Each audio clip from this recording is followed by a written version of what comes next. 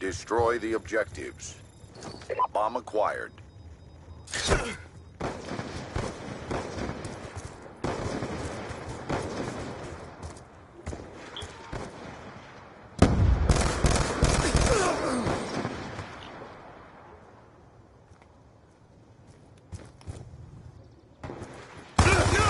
Down and clear.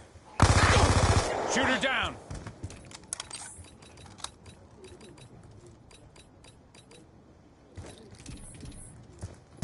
Bomb carrier down.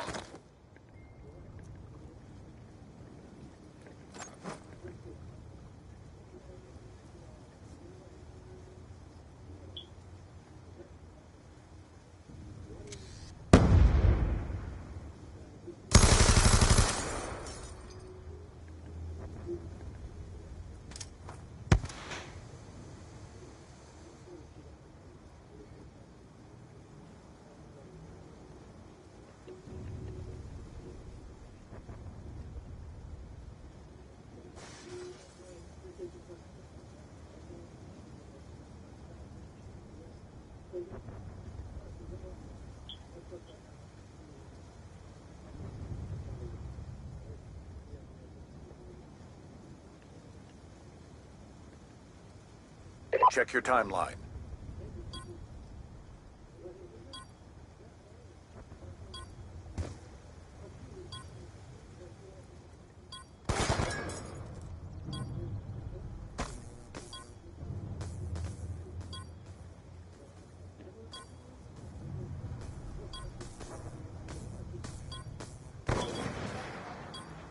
How come that? After you go be weird? After you go be We weird? lost that round, but it's not over yet. Get ready for the next one. Search and destroy. Neutralize the objective. We got the bomb. Charges checked.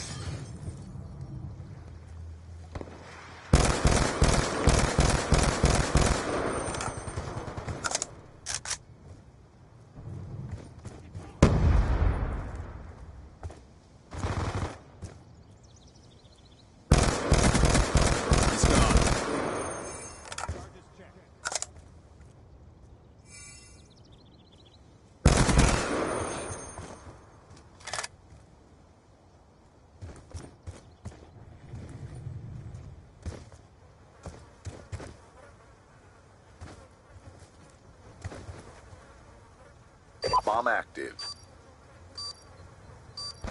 Let's go, let's go!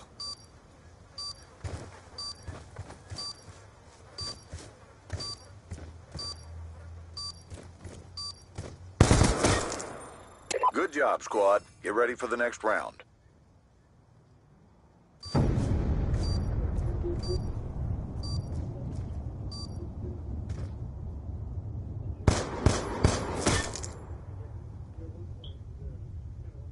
Search and destroy.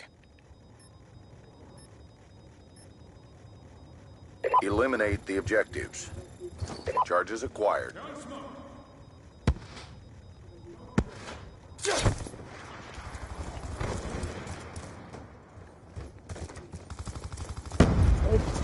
Over here.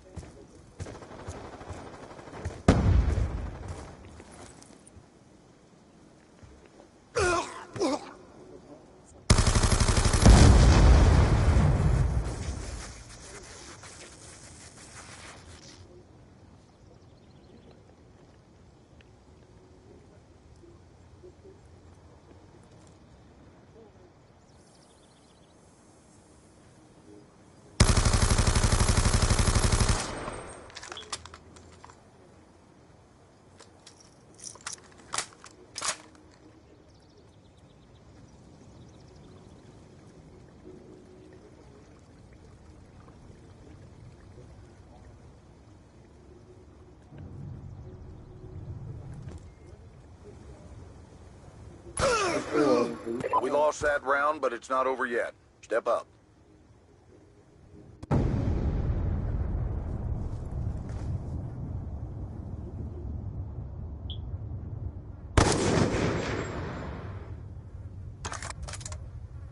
Halftime.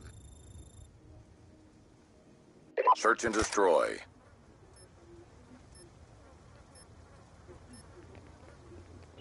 Protect the objective.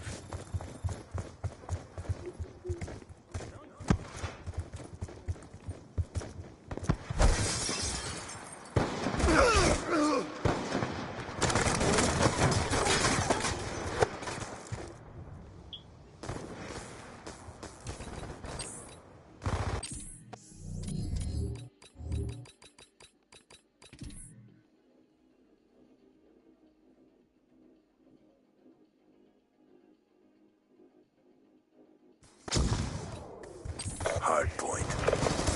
Capture the objectives.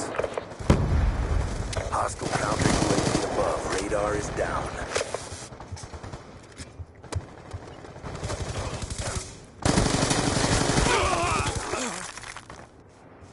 Frag out!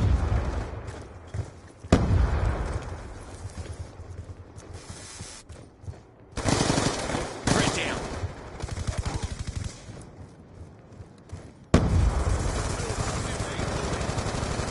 Move it!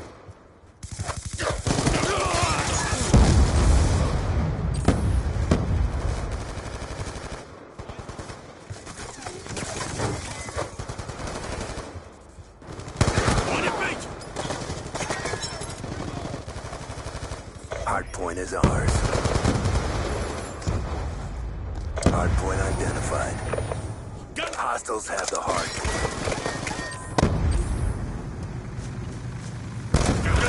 Friendly care package inbound. Hardpoint is ours. Be advised, hostile counter UAV is online. Move it!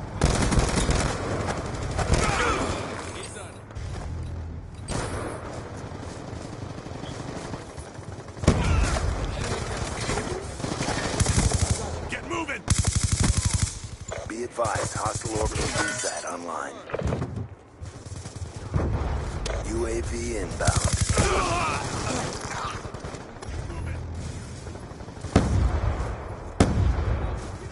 On your feet! Can't get work! Hostile UAV above.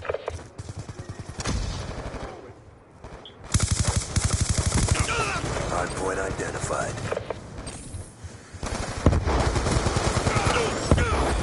Hostile Lodestar inbound.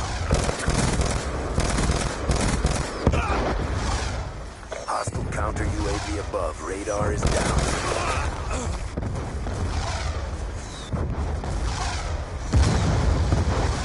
Contact! Popping off, stand by! Hostile UAV above. Shut him out!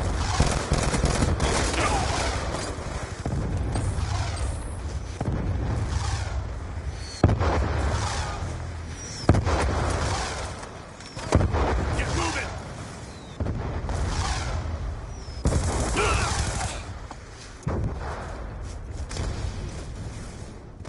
Get moving! He's gone.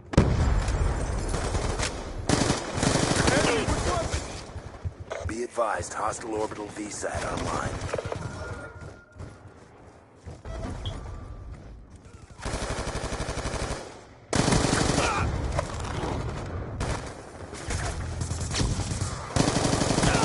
That's a kill. Be advised, hostile UAV incoming. Get moving! UAV on standby.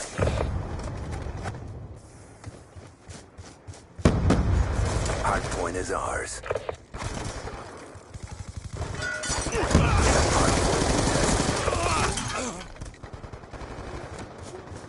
Be advised, hostile counter UAV is online.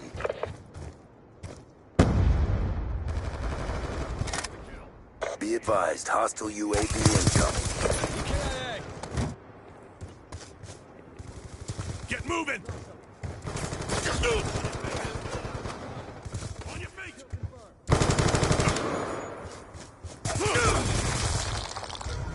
advised, hostile orbital VSAT online. Hostile orbital VSAT online. Get moving!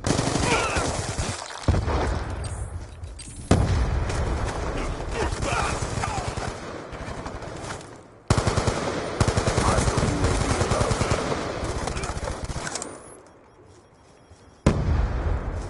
Hardpoint lockdown. Be advised, hostile Lone Star inbound. Hostile counter UAV above. Radar is down. Hostile counter UAV above. Radar is down.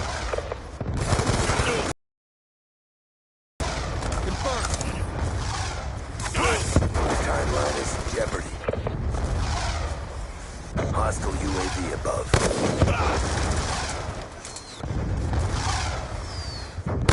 Hardpoint identified. On your feet! Hostiles have captured the hardpoint. On your feet! Sniper's down, move up.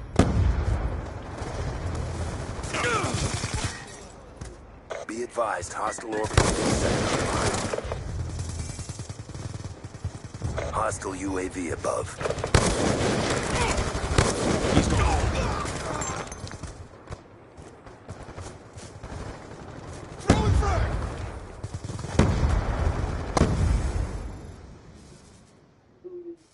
Terrible effort. Regroup and rearm.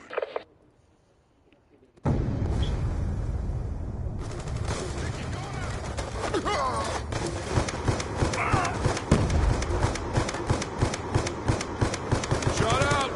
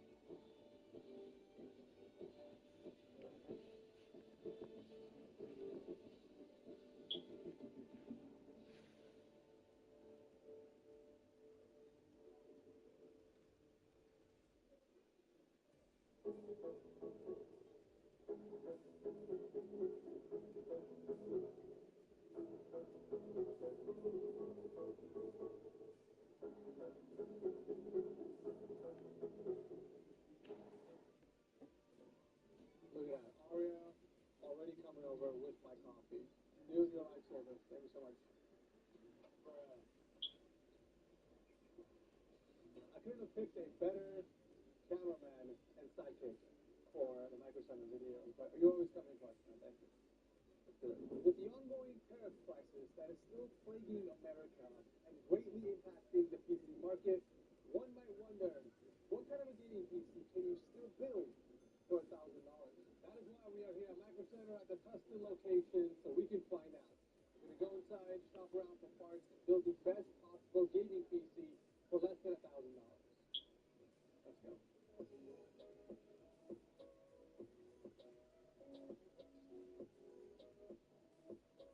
Every amazing setup begins. Grudge forever, but it's like that'll be pretty easy. I mean, where's Snooks? Is he being a coward? I'm sorry, dude. For what? Betraying me? Yeah, well, you lied about the idol and it just threw me off.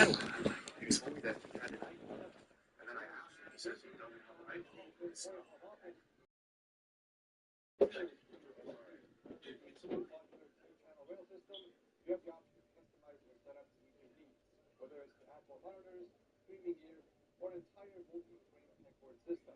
And if you're terrible with cable management, you're not, as the Platform 4 features an extra wide cable tray underneath the desk and a built-in storage cubby with USB power. Elevate your desk setup with the Corsair Platform 4 Elevate Desk. Learn more quickly below. Oh, that coffee's good. You're not recording, right? So the first thing you do when you walk into any micro center is what? Bundles.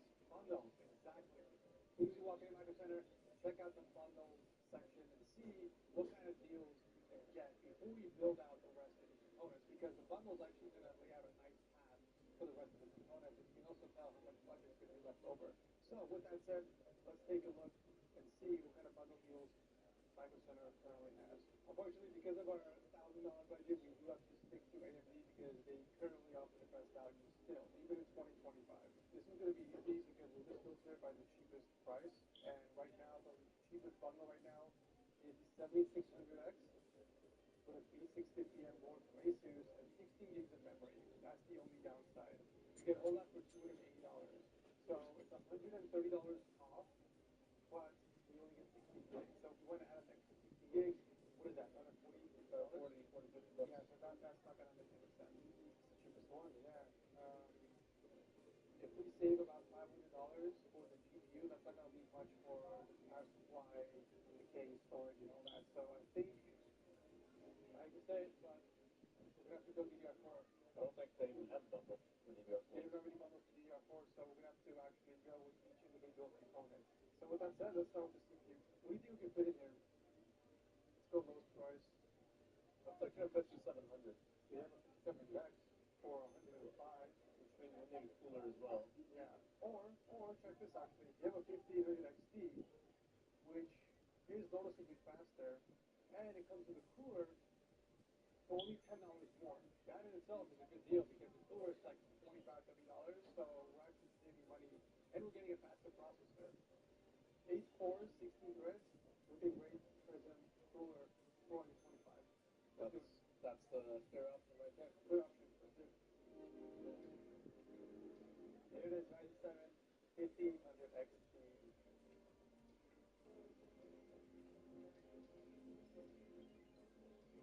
Okay, we've got our CPU, so now let's look for a motherboard. This is an easy choice because there aren't that many B550 motherboards at Micro Center.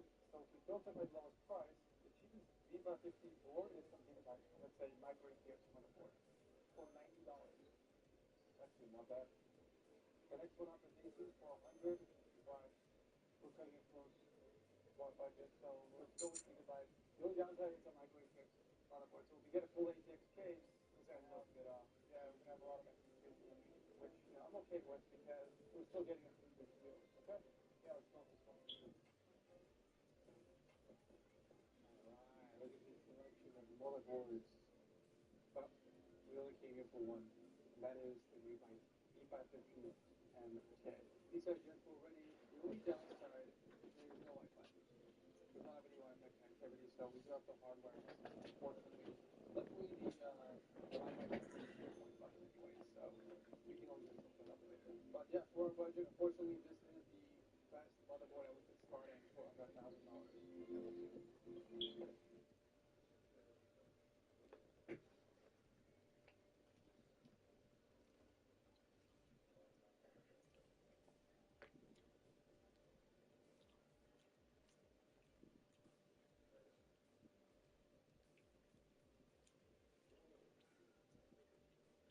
Brawl stars, hot dogs, and magical pizza powers.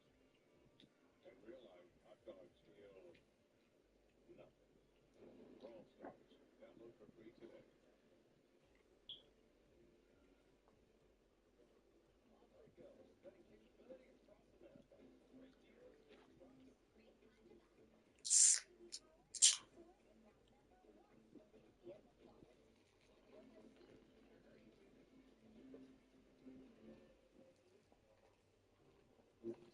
These are Gen 4 ready. The only downside is no Wi-Fi. We don't have any Wi-Fi connectivity, so we do have to hardwire the system, unfortunately.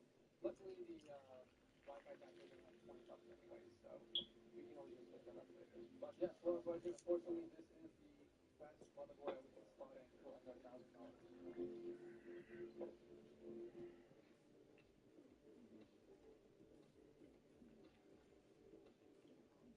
Okay, next up we have memory. You gotta go DDR4 obviously, so it's compatible with that motherboard. And if you're building a PC in 2025, the minimum capacity you want to go with is at least 32 gigs. It doesn't matter if you're on DDR4 or DDR5.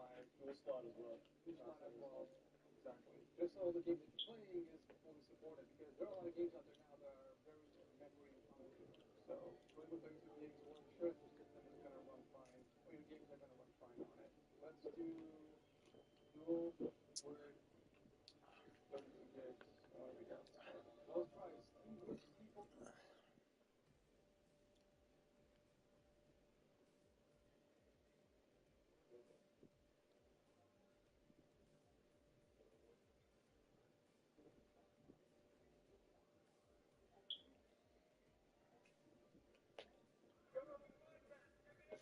Good job. Logan. Experience.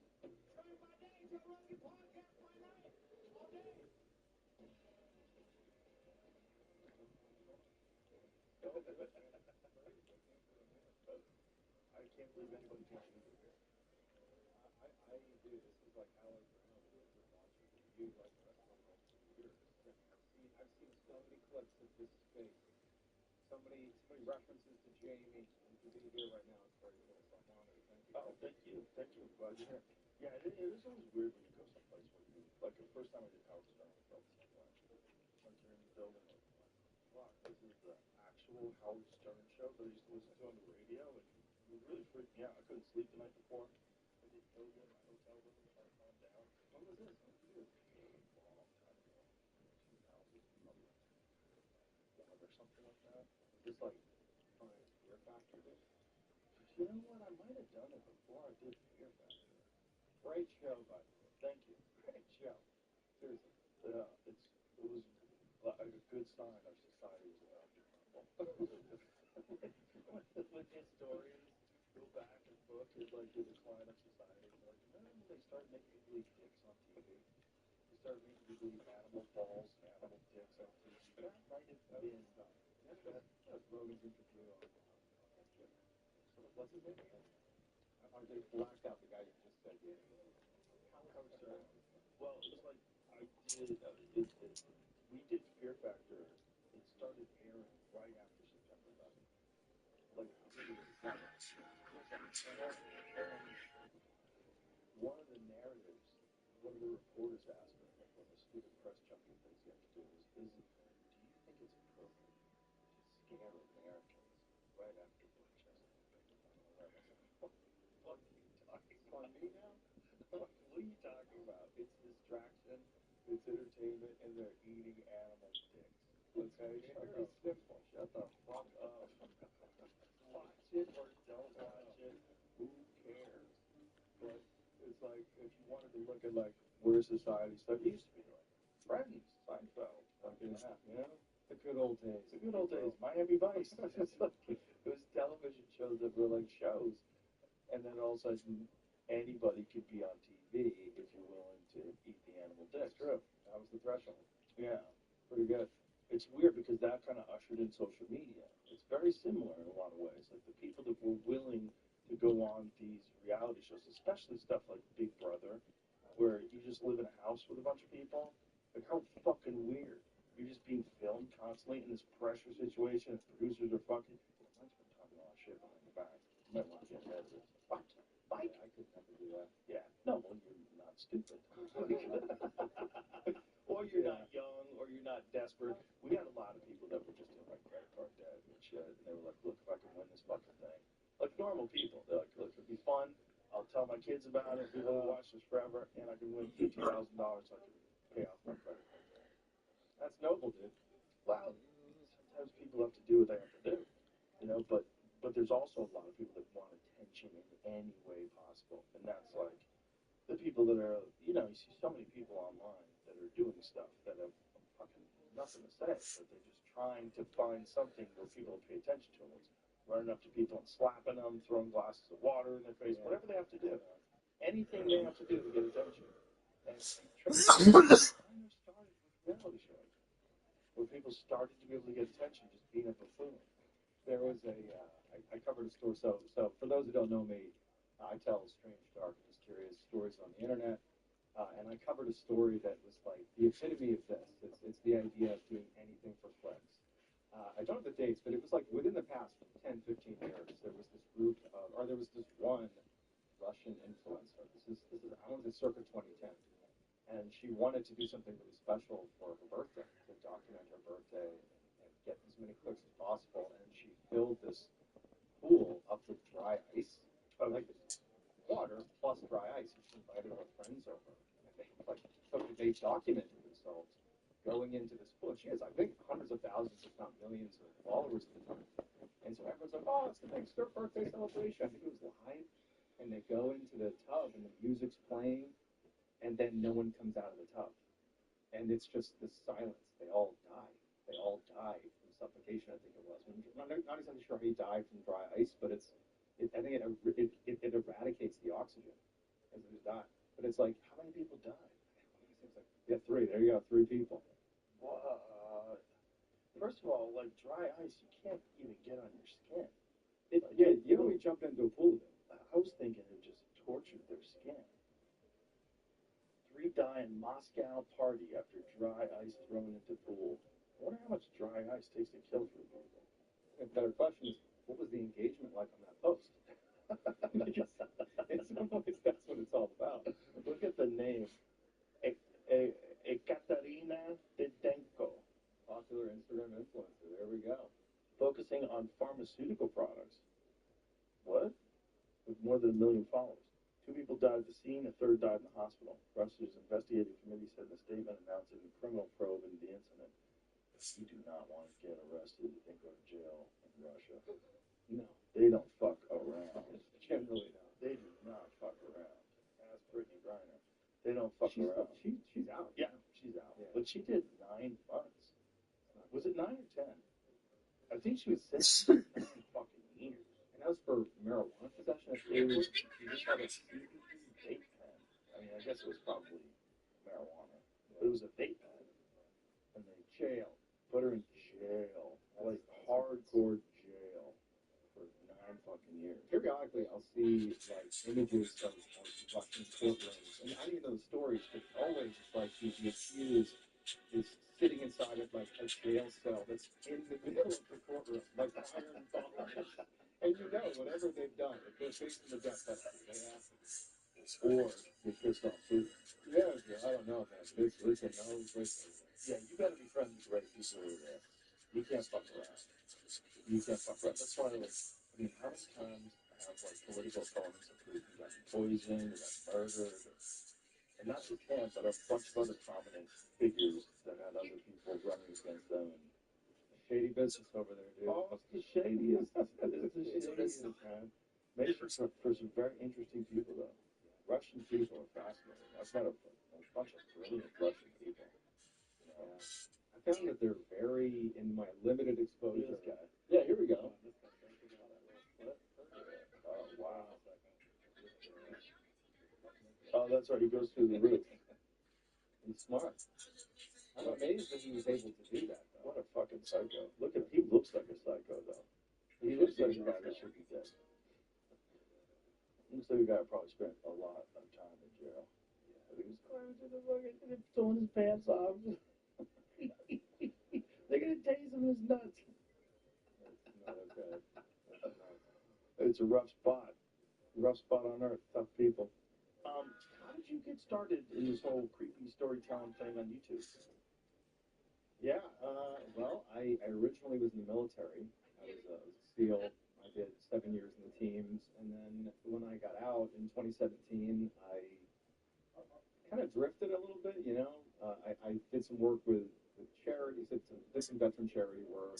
I don't know, I just sort of floundered around for a couple of years. And I'm married, I got 3 kids, you know, so I'm sort of like trying to figure it out. I have this small pension coming in that's enough to sort of subsist on. But then I remember watching a lot of Canadian movies.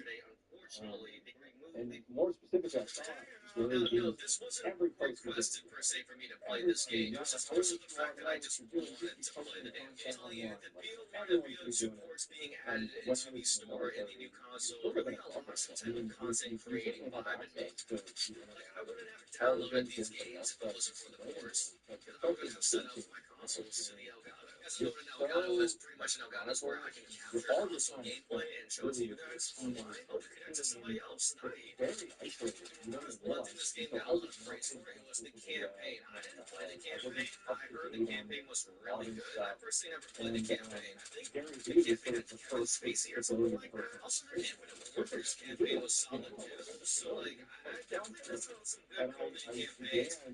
began, in addition to doing some charity work, just trying my hand at social media, you know, posting content. It's so bad. What was the intent? You know, honestly, there wasn't a clear intent other than, yeah, what the hell? Like, it doesn't cost. I'm already paying for the internet. I already own a phone. But effectively, the worst that'll happen is I will embarrass myself by posting something that nobody cares about. Or maybe my friends and family will see it. It'll be embarrassing. But I've always been someone that's been pretty comfortable with embarrassing myself. I mean, if you think about skill training, I think part of it is you're raising your hand in a pretty public way, at least amongst your circle of friends and family, saying, I'm going to go see if I'm good enough. And a lot of people aren't. And so I went through that process and narrowly got through, but I still had it online with several prospects. And so social media, and heavily by Gary Vee, it was like, why not? I'll post content, maybe someone will be interested. Nothing worked. I mean, it wasn't even like some myself, it was just nobody's paying attention. And I was like, okay, I'm not devastated. It is what it is. But then on a whim, I myself personally love playing mysterious content. I used to love going to the YouTube channel. I think it's still around now. It's called Dark Live. And all of this is just like crazy true mysteries around the world, you know, talking about how there's like, you know, potentially military bases in Antarctica, and there's UFO sightings too. I thought it was fascinating. And on a whim in 2020, when my social media career is basically non-existent, I was at this water park, indoor water park with my wife and kids. So Pennsylvania, great spot. And I was like, no, dude, I'm going to try something I haven't tried on my social media so far. I'm going to tell like a crazy mystery that I think is really interesting. What I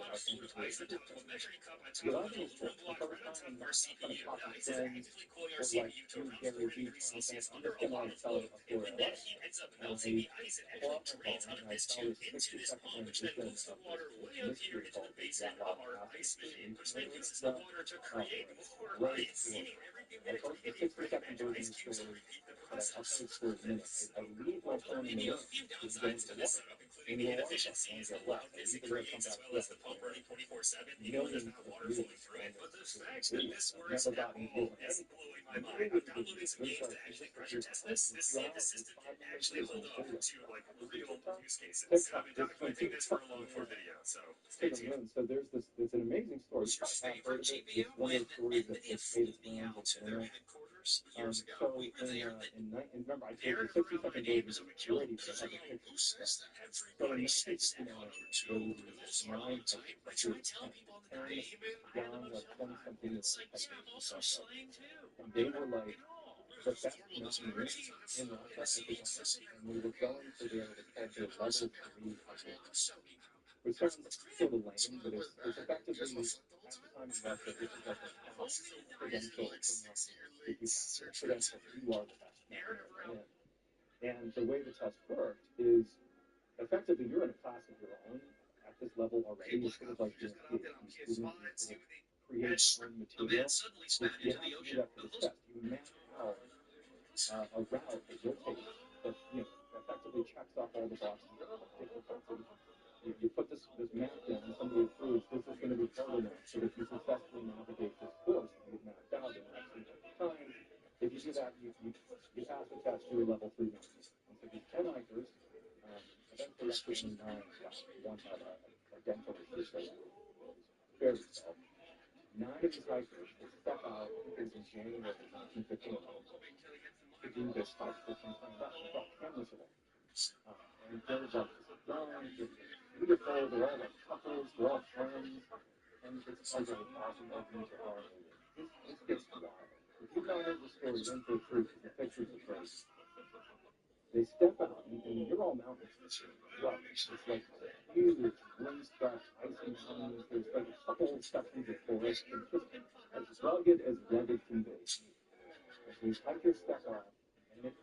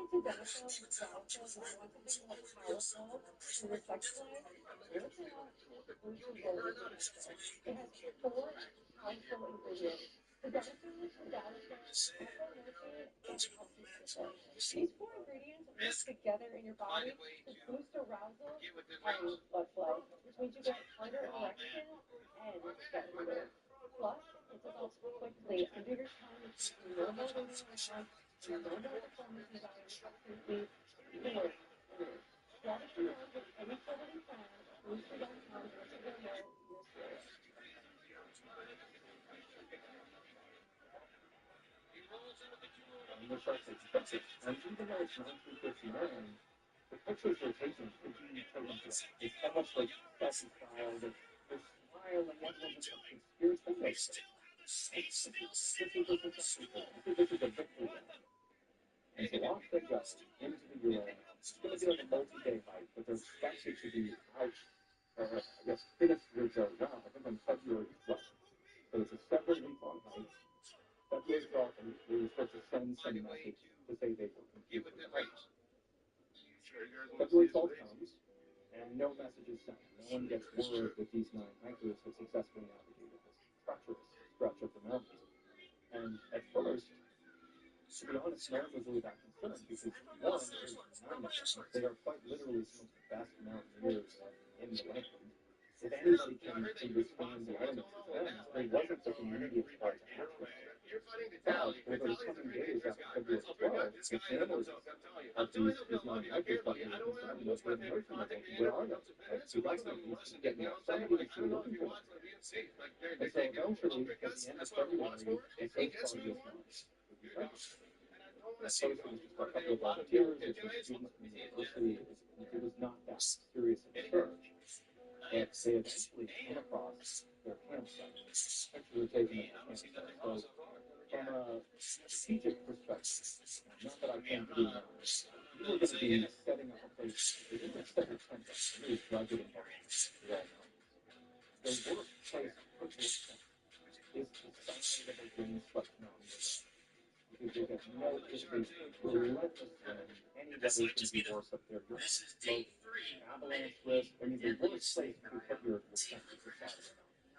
And so they're looking for these missing hikers. They're the best hikers. And they find this tent, one canvas tent, put in the middle of this called the Diablo Pass, in this case, the name of the Diablo Pass. It's one lone tent, and it's no city something. So they go up to the tent. The hikers are not there. The tent is flat, as you see in the picture there. And they look inside the tent, and there's clothes, like cold-weather gear, there's pots, there's a lot of equipment that you would imagine they would have brought with them out here. Still, the hikers are missing. And they discover, through whatever testing they did, that there was a cut made in the tent that apparently was made from the inside out. Someone took a knife, and I believe it was a knife, cut the tent from the inside out. And so they have all this equipment, and they're thinking, we're in the middle of the Ural. It's like 40 degrees Fahrenheit. It's the middle of winter. You need this equipment to survive. Where are the hikers? They left all their equipment in the tent. Where are they? And so the search expanded exponentially. Because now volunteers have discovered this incredible stuff. They can't find the hikers. A bigger search party comes out there and they discover footprints that are about 100 feet away from where the tent was found, a little further down the mountain. Footsteps, some of them are 2 boots, some of the steps. There's 8 or 9 prints, I couldn't be sure, 8 or 9 sets of prints. Some have only one boot on, like barefoot and boots. Others are just barefoot. Remember, it's the middle of winter in Russia. But they're looking at these prints, and if you look at the tent, it's been cut from the inside. They clearly abandoned the tent. Something's happened. But the cadence of the footprints as it picks up where they found it in the tent, going down the mountain away from the campsite, they're walking. There's no sense of urgency. Someone analyzed the footprints, and they're walking. They're walking down the mountain, some without boots on, some with one boot on, leaving most of their equipment behind. And so the search party, they follow these prints down to the edge of this ominous-looking forest. There's only so many forests out there. This is one of them. This relatively small but really dense forest. And the prints sort of stop right there at the edge of the forest. So they go into the trees, they're looking around, and they eventually come across this big cedar tree. And at the base of the cedar tree is this little burned out fire, like a puny little fire, and then crouched around it is one of the hikers who's deceased. And I believe there's a picture, I don't know if you can show it in the channel, but yes, so there's a picture of one of the hikers who is sort of almost like he was trying to get burnt against this fire. I don't think it's that one. There are some right near the cedar tree, I'm sure you can find them.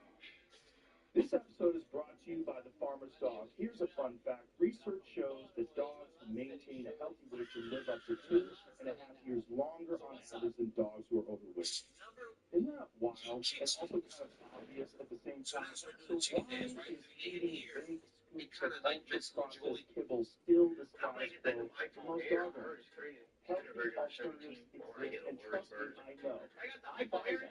The farmer's dog. I use it for both my dogs. They love it. They eat it up quick. It smells good to them. It smells good to me. It's really great food. The farmer's dog makes fresh food for dogs, and my dogs love it. Their recipes are made with real meat and fresh vegetables that are gently cooked to esteemed vital nutrients. They also portion out the meals to dog each of their units, which helps avoid overeating and makes weight management easier. And isn't getting more time with our four-legged best friend something every dog wants? The answer to that is yes, obviously. So try the farmer's dog today and get 50% off your first box of fresh, healthy food. Plus, get free shipping. Just go to thefarmersdog.com/Rogan. This offer is for new customers only. One is Deb, and then another one is sort of nearby as well. So there's 2 hikers that are both deceased from the initial thought is hypothermia exposure. And critically, there's a couple really weird things about it. One, I think that's got to be the picture right there. And that does not show the body. The body's not every picture. That's one. That could be one of them. But picture 2 bodies sort of laying scattered nearby. They look at the tree that was at the base of where the fire was, and there are signs that something was trying to climb the tree. There's broken branches and the like, and there's human tissue. That sounds way more extreme than it's supposed to, but there's human tissue pretty high up this tree. And then they examined the bodies, and they found one of the men had his hand, part of his hand bitten off. His hand was throat, or it might have just been human tissue as well. But it was clearly in his mouth, like he was eating his own flesh, or at least arrived in his mouth. So they're dead. And so the search expands within this forest, and they find 3 more hikers sort of about 100 or 200 feet away from this tree. They're in similar condition. They're all deceased. They're all ragged. Some of them are only wearing a little bit of clothing. They're all dead. But they can't find the remaining 4 hikers. They continue to search for them. Several days, but the weather was pretty severe, and so ultimately they decided at this point it's a recovery. We're not going to find them. It's clearly dead. So they waited until it was thaw in May, and once the snow had thawed a bit, they came out there, and they found this, what looked to be like, they believe that a snow fort had been made, maybe 300 or 400 feet away from the cedar tree, which they wouldn't have seen it during the winter. It's barely thunder, but they started down in the and the rest of the bodies were found in the remnants of the snow field. the four hikers that were in there just had catastrophic injuries. They're all deceased. The woman, or one of them, had a crush injury.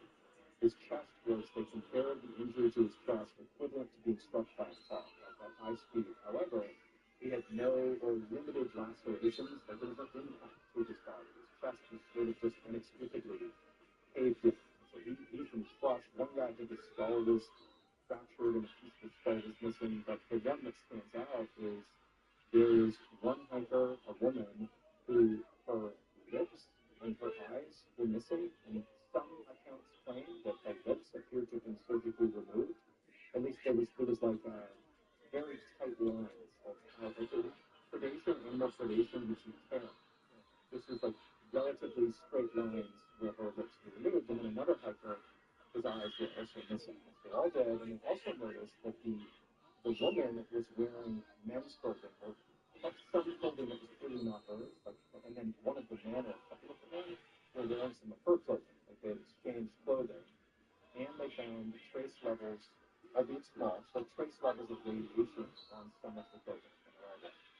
And so now the hikers have been found, and by this point, this is in May of 1960, I believe it is at this point.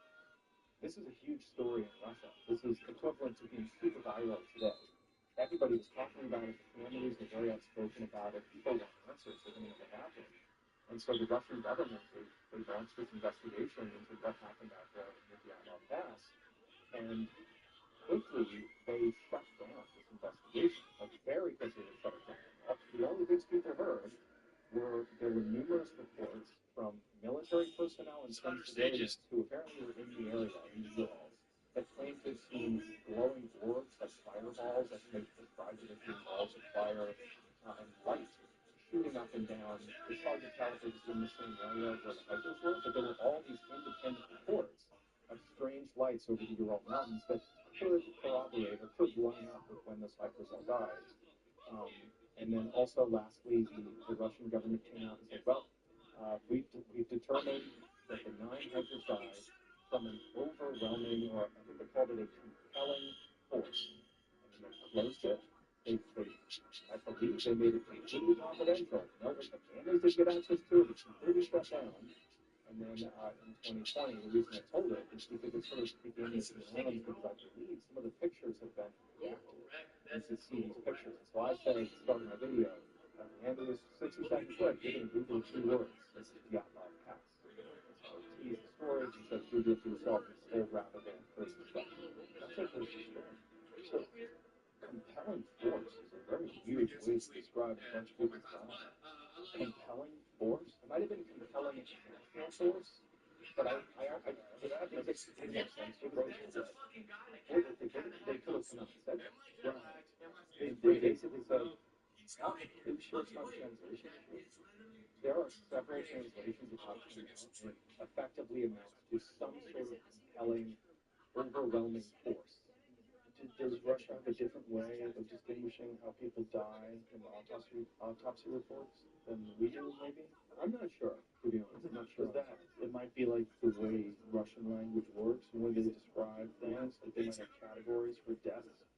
And compelling natural force might just mean like it could be freezing to death. The Russian category is like dying in the Mojave Desert.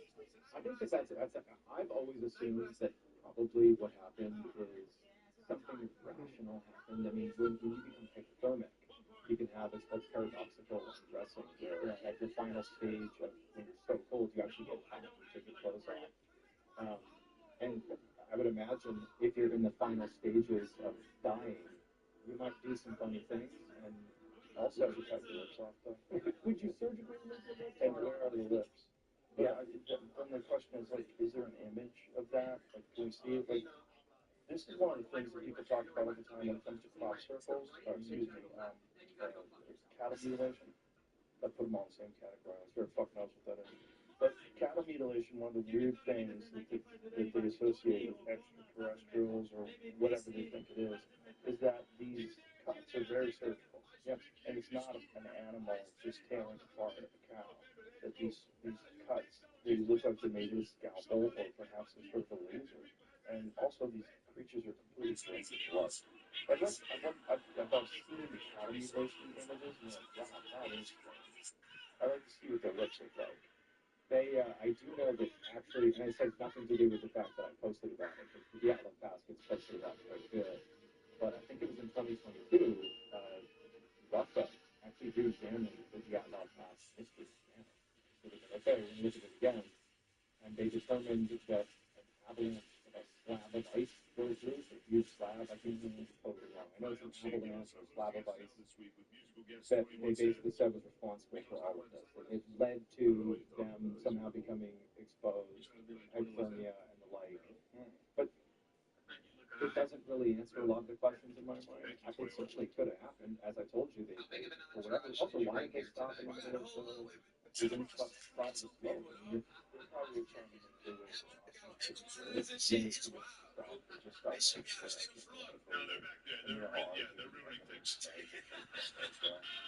it's also you know, this better than anybody. When you get tired in Port City, this is what they're trying to do in bus, right? They're trying to make you quick.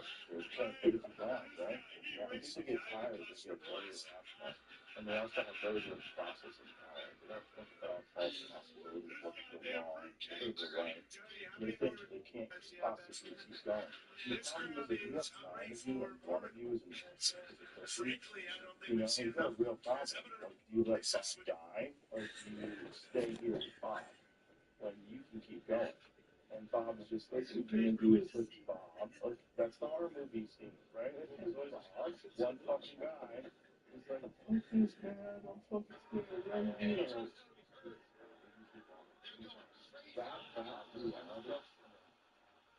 The world keeps moving. Tons of you even education with pizza.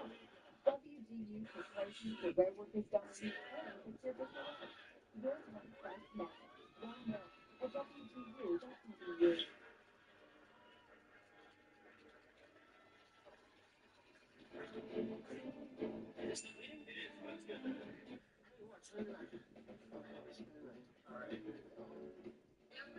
Every day that you sit here on this view and nobody comes to love you.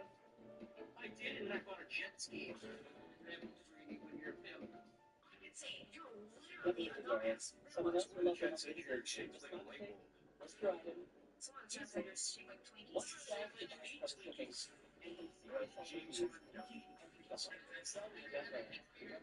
Outrageous fire. With millions of users, low cost of your buyers, it's easy to start selling winning. Start selling on Vinted today. This motherfucker slapped me off. What's up, brother? And step forward, and then just keep doing that. That, what you're describing is such a natural human thing, which is someone who's the lowest common denominator is struggling. Even if you're frustrated, a lot of times people start lowering what you're doing to help that person. In SEAL training, I mean, what's made clear immediately is to some degree that's noble, to some degree. But a lot of times you're going to get more people killed that way. So those people that are going to hold you back in training have to be identified and kicked out. Right. And so it became clear that if you're the weakest link, you're probably getting left behind in training. But then in your life, it's the reverse. Box is a genius way of filtering out the pussies. It's genius. It's the best way. You have to, there's no way to determine whether or not someone would be able to handle extreme pressure and stress other than putting them through extreme pressure and stress. And there's some people through whatever, for whatever reason, at this stage of their life, they can't handle it. And maybe it won't be a good future. Maybe it's not going to be a good experience for them. They're going to toughen up. Look, Goggins talks about it all the time. About when my boy ever got to the ceilings, 300 pounds, needed milkshakes. He was back. He was running on the clock. So he was trying to you can do that. But at that moment, you don't. Right? And so at that moment, you have to become someone that you can won't quit, but right now, you're quitting. Yeah, I sometimes get asked, not often, but I think, when you're going through this production, did you ever have a moment where you thought about quitting? And I always say this because I know this is shared amongst a lot of people that I want to join with. I didn't. I not have a moment where I thought, quitting, I better hold on. that I have moments where I'm questioning my life decisions and questioning, can I even do this? Definitely. But there's something like fundamentally different about playing and failing and choosing to stop. And you learn that that is something that I believe is it. Did you have the ability to keep going through failure? Put a lot of test cases into guards, basically forced it down. Most notably, not even always one test because you're going away from 5.5 days, basically. But there's one that you can think of. It's so easy if you're willing to do it. Easy stuff. It's not that hard, but you're really committed to doing it, and it's the 50-meter underwater swim. When you do day 2 of the first phase of training, everybody knows you're going to do it. All you have to do is, okay, get in the pool, swim one way, and then swim back without surfacing until you're done. It is probably just beyond what's comfortable for someone who's a decent enough swimmer, but you have plenty of leash. You know it's going to happen. People train for years before they go. When I did it, the first leg, it's stressful, but as soon as you made the turn and you're on your back, you realize that if you're committed to doing it, no, this is really not bad. It's so quick, it's so short, it's all over. People that would quit didn't quit at the end of the 50. They quit on the first leg.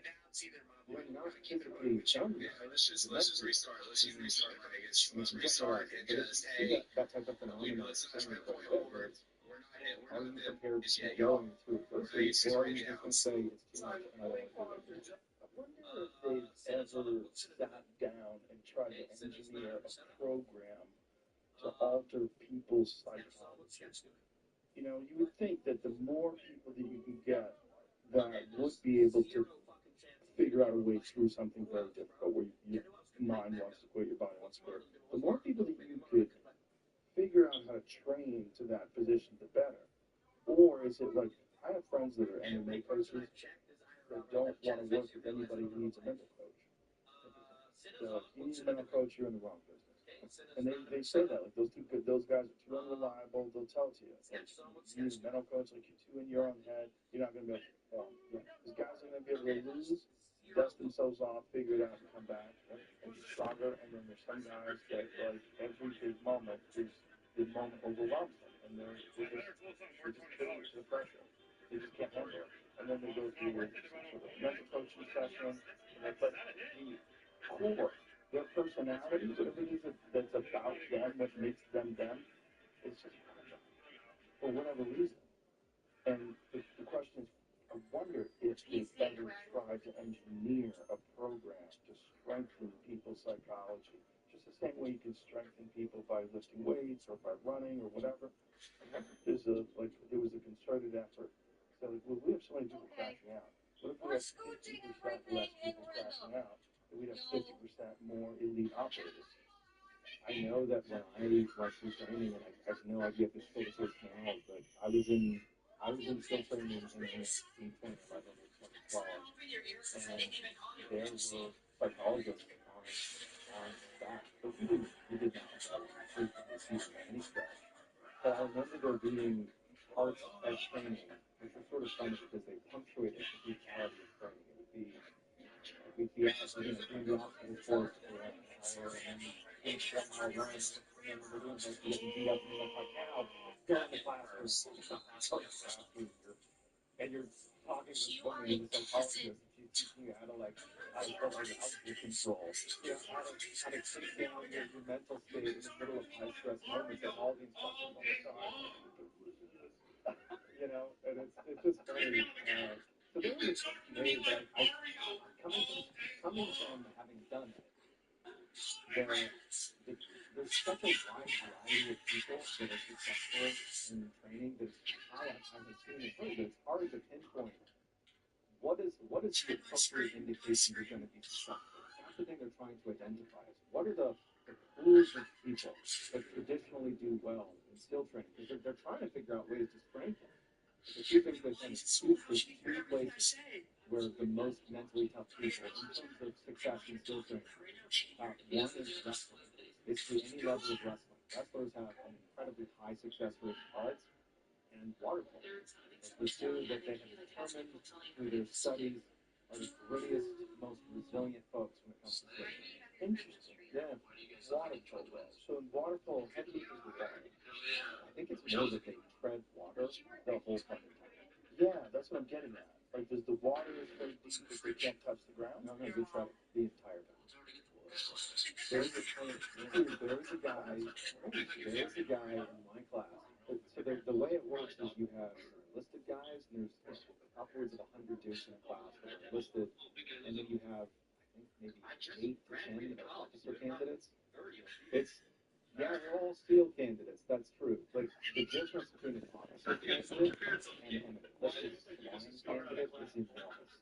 The guys over here, the enlisted guys, are just like salt of the earth, just like, I don't give a fuck once they're out. The officer candidates, they have some of the most impressive resumes that you can have as like a 27-year-old kid. You have dudes that are, I was a Rhodes Scholar. I walked onto the Stanford football team. That level of pursuit.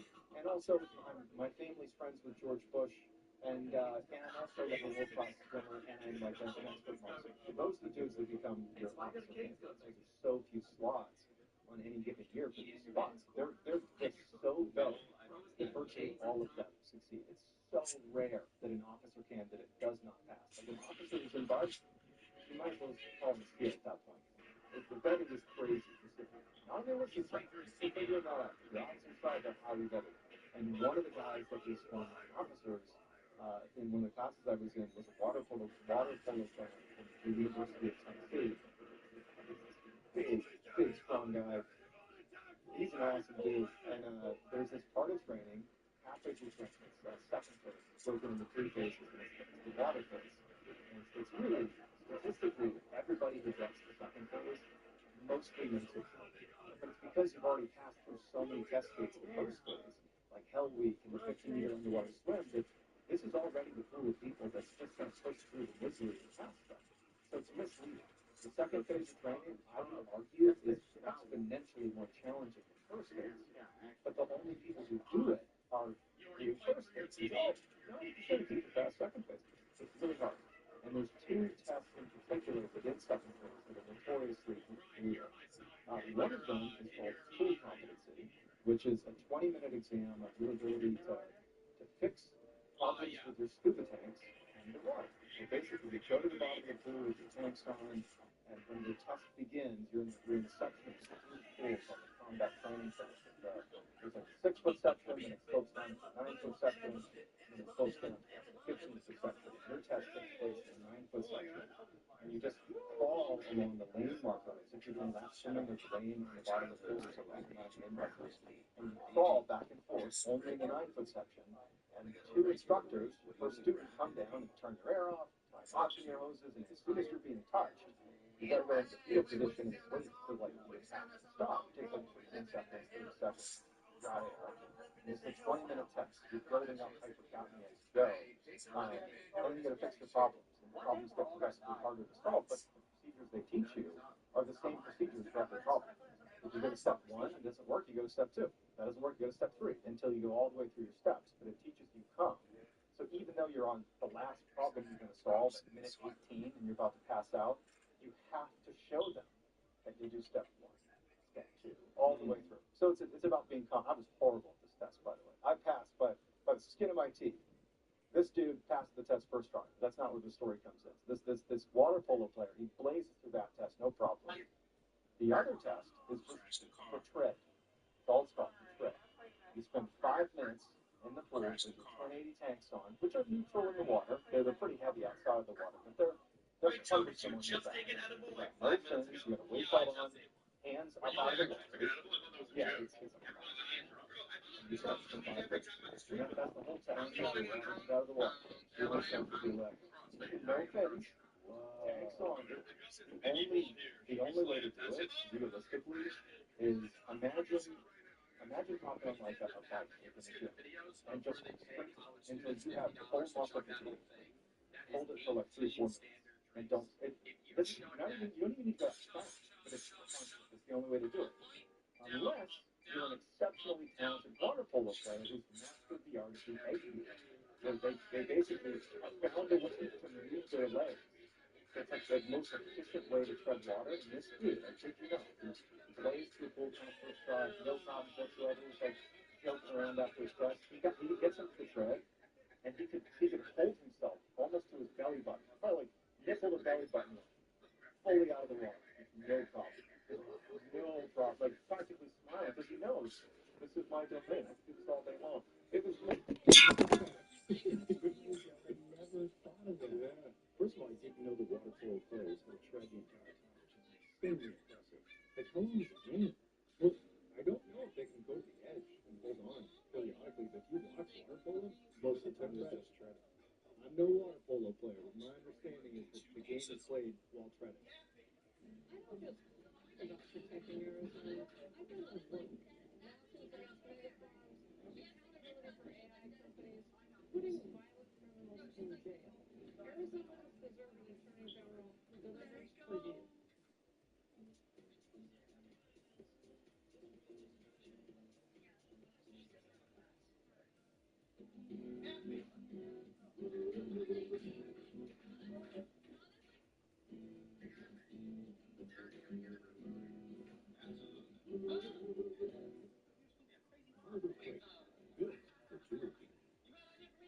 Makes it easy to buy a car. Full cost of $15,000. You can change my down payment.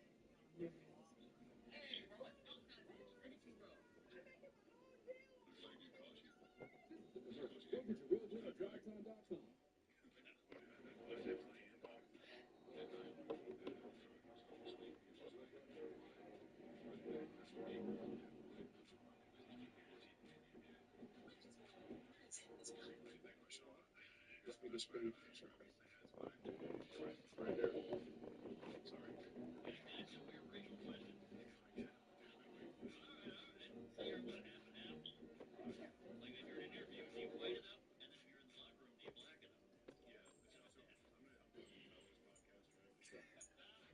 It would have been massive. But now that you describe it that way, that might be the hardest sport on earth. That makes baseball look so easy. Have you remember like David Wells of the Yankees? He was a huge fat guy smoking cigarettes in between innings. It's crazy. He's not dogs, big old belly. Oh man, it's crazy. I remember in boot camp, this was not even before you even get to buds. There's actually, it's funny that when you go in, you know, I went in as a civilian, so I signed this contract where basically you say, okay, I'm going to go to boot camp, become a sailor, and then I'll have my shot at going to buds. It's called the SEAL Challenge contract. And, you know, the way I looked at it is I'm like, okay, I prepared for buds. That's what as a civilian, that's what I was training for. I didn't think at all about boot camp. Like, what's 2 months of Navy boot camp going to be? Because what my head is focused on is buds. That comes after. So when I shipped out to boot camp, I had put virtually no thought into what those 2 months were going to be like in Great Lakes, Illinois. I figured it was like, whatever, I'll like march around, fold some clothes, you know, whatever. And then I'll go do the real stuff out in San Diego. And so I get to Chicago, and it was like a reality check because you quickly realize that, first of all, if you're trying to be a SEAL and you're on the SEAL Challenge contract, when you get to Great Lakes, you're segregated into a separate group. They're called the 800 Division. I don't know if this still exists now, but it did in 2007.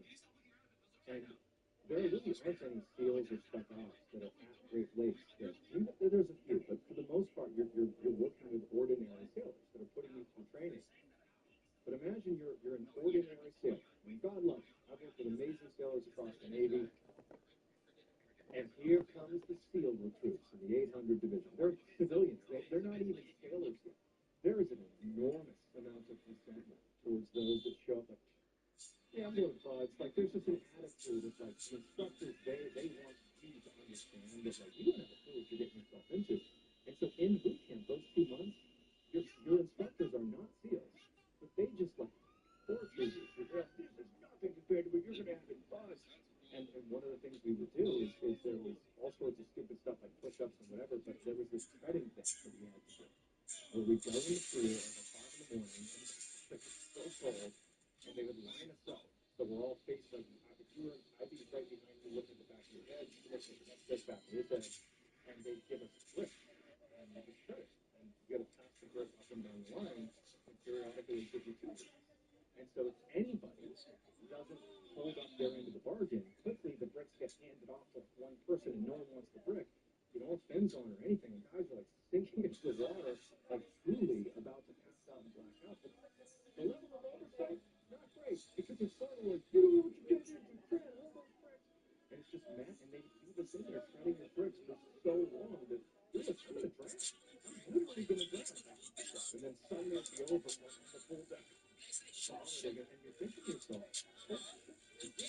This is not even as bad as Buzz. It's Buzz you like. That's pretty good, though. Very nice, yeah. That's fine. Have those guys even drink with them? No. Okay, so they're just making tough stuff for you to do. Put on your turtlenecks. Like, put all the stupid, like, neoprene turtlenecks, like 7 of them, because of all the stupid clothing and your wrap. March around the compartment, like what you're in, and you just, like, spend hours marching around the compartment, sweating their ass off, and are, like, boom. It's stuff like that. Or we do bird watching, where they would have us face the wall and we feed attention for like 2-3 hours staring at paint. But it's just arbitrary. It's like, what are you getting into? Fight because it's so much work. I'm like, what are you talking about? Kind of weird people want to do that to people. There was a lot of, like, you don't know what to get yourself in. I know more than you. I've done real stuff in the Navy. But, like, they have this moment where we're still civilians and we haven't gone to training and they know that virtually all of us are going to quit. So this is a safe group to sort of flex around, you know? So I hated boot camp. When I got out of boot camp, in boot camp, I was drinking a coffee. And I was convinced it was caffeinated coffee. It wasn't. And I told myself it was. I'm a big coffee drinker. And when I got out of boot camp, I went to dinner with my family. And I didn't get it. I just drank a 9 cups of coffee and got so jacked up on caffeine and just told stories about boot camp. Drinking caffeinated coffee. And it was coffee. It was like you push the button and brown shit came out and it was like cafe something on it. I was the best coffee. I don't want to excite myself out by drinking this shitty caffeine.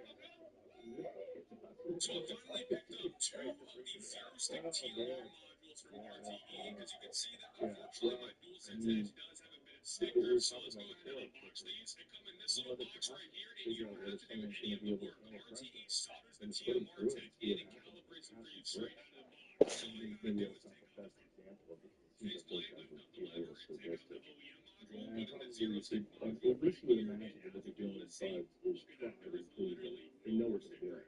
These guys seem like they're just getting off on the fact that they tell you what to do.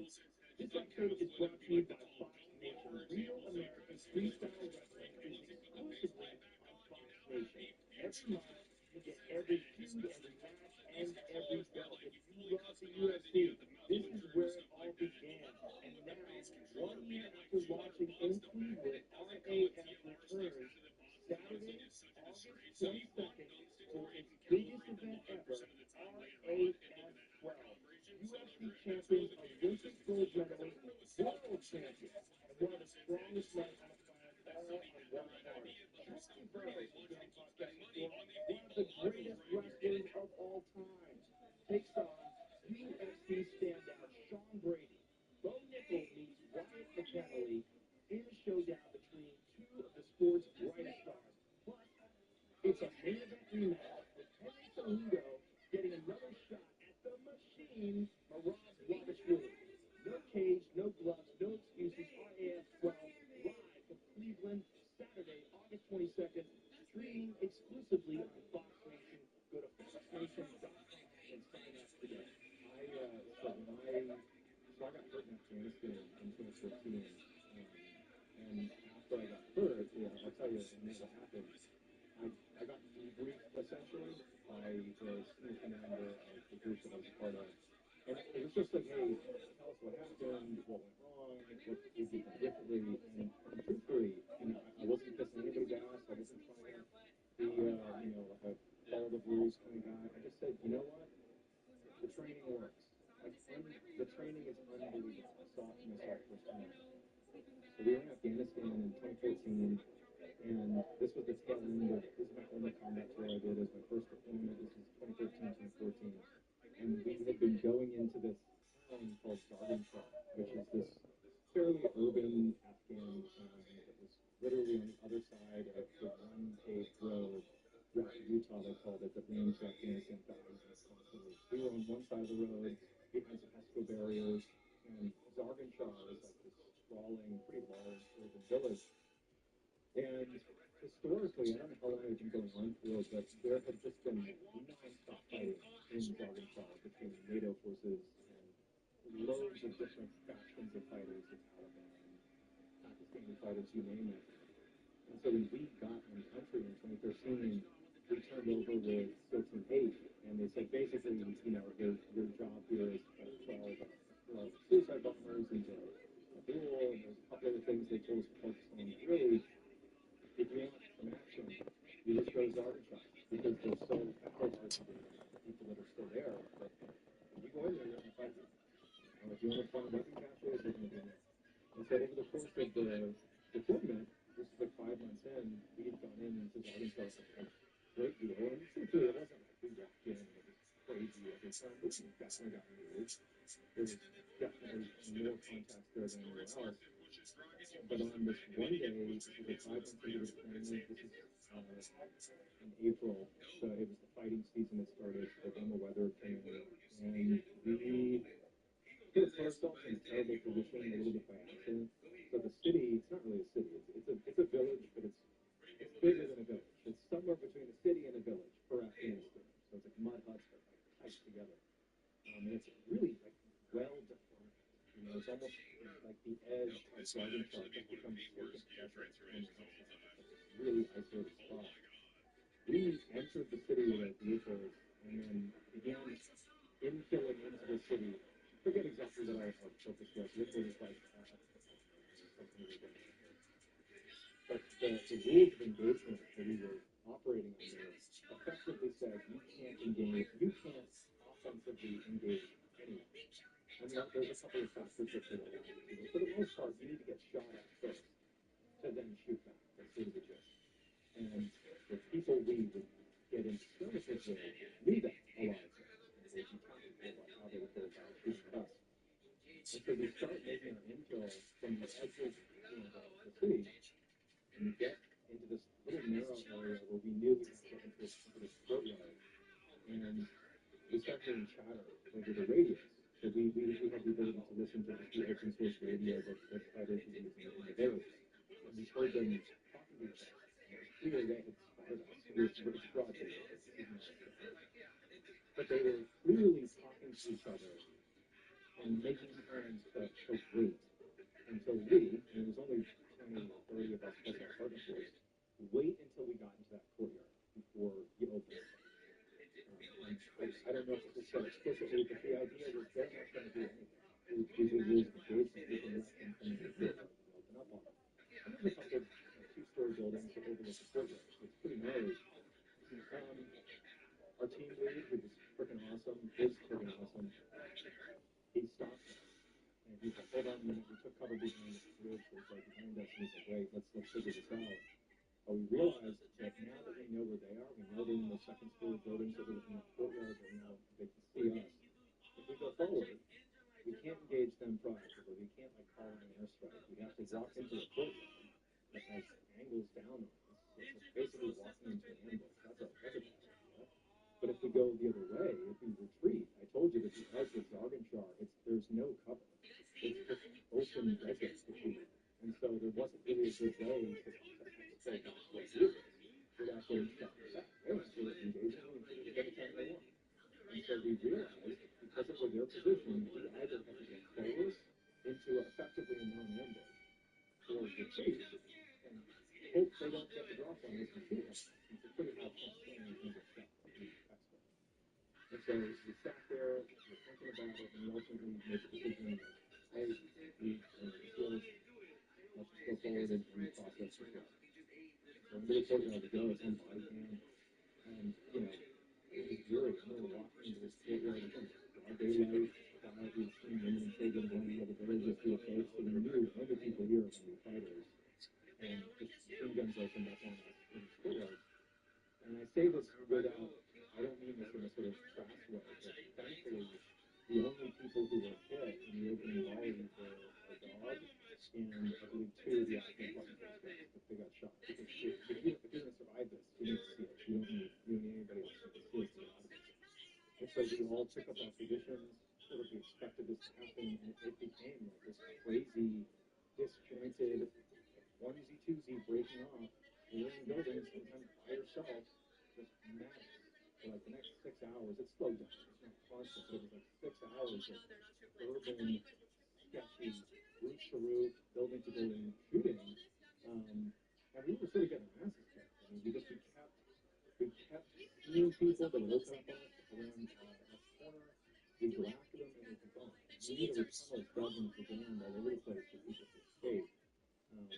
And it just seemed like everyone we were shooting at would vanish. And so finally, it's late at night. We've been there for 6 hours or so. We've gotten beaten up. No one's been killed on our side. The dog's fine. And we were sort of like, man, I guess we just got to go. We didn't really accomplish anything. We just kind of got beat up today, and we'll come back another time. It didn't go well. And as we're getting ready to leave, and remember at this point, our group of 20-some odd SEALs, there's Afghan partner force as well, but the SEALs that were on the ground, we had broken up into different fire teams that we used to do. And I was with a fire team that was supposed to be exit we were going to be taking. And one of the drones overhead, I think it was flown by somebody in Las Vegas, they called out that they had seen what appeared to be military-age men, or mans as they're called, sort of in the vicinity of where we would be exfilling out of the city. And they weren't saying you better go over there and shoot it, because rules of engagement say you can't do it. It was just sort of a, hey, be aware. As you exit, they might be setting up on you as you leave the city. And so our fire team happened to be closest, and we decided we would just go over there and take a look. Our understanding is that now it's nighttime, we're on night vision. We believe, based on what was being passed to us, that we could go down this alleyway, so come to a T intersection, and when we reach the end of this alleyway, there'd be this low wall, like 6-foot tall wall, and we could peer over the wall into this field where these men are. They didn't even know who they were. Could have been kids, could have been nothing. But we believed we'd be able to look over the wall and look out somewhere on the other side of this field to see whoever these people are and make an assessment of what to do. So we super sneaky make our way down this alleyway, being as quiet as we can. We get to that low wall, and immediately we start hearing someone talking.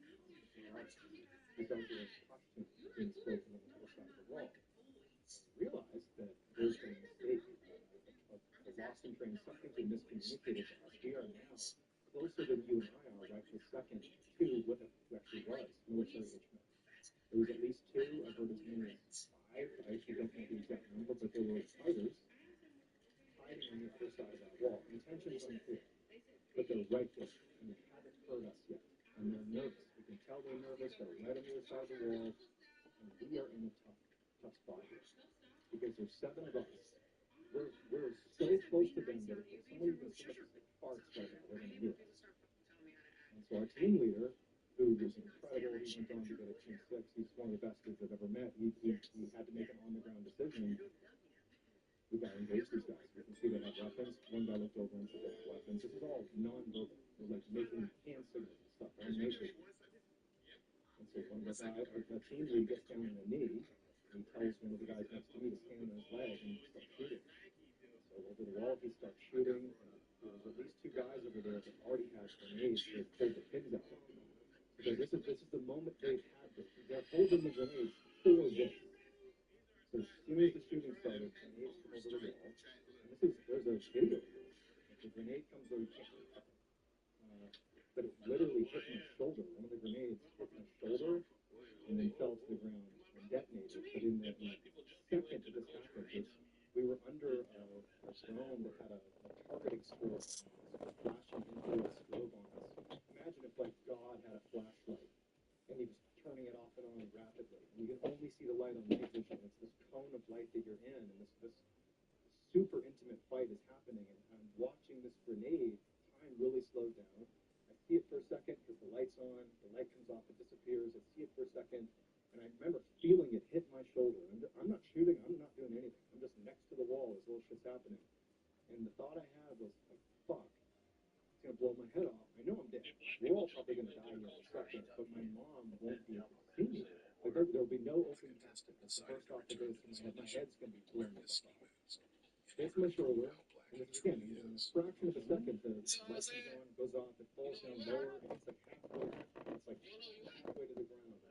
I'm definitely going to die, but maybe my face will be and my mom can see me.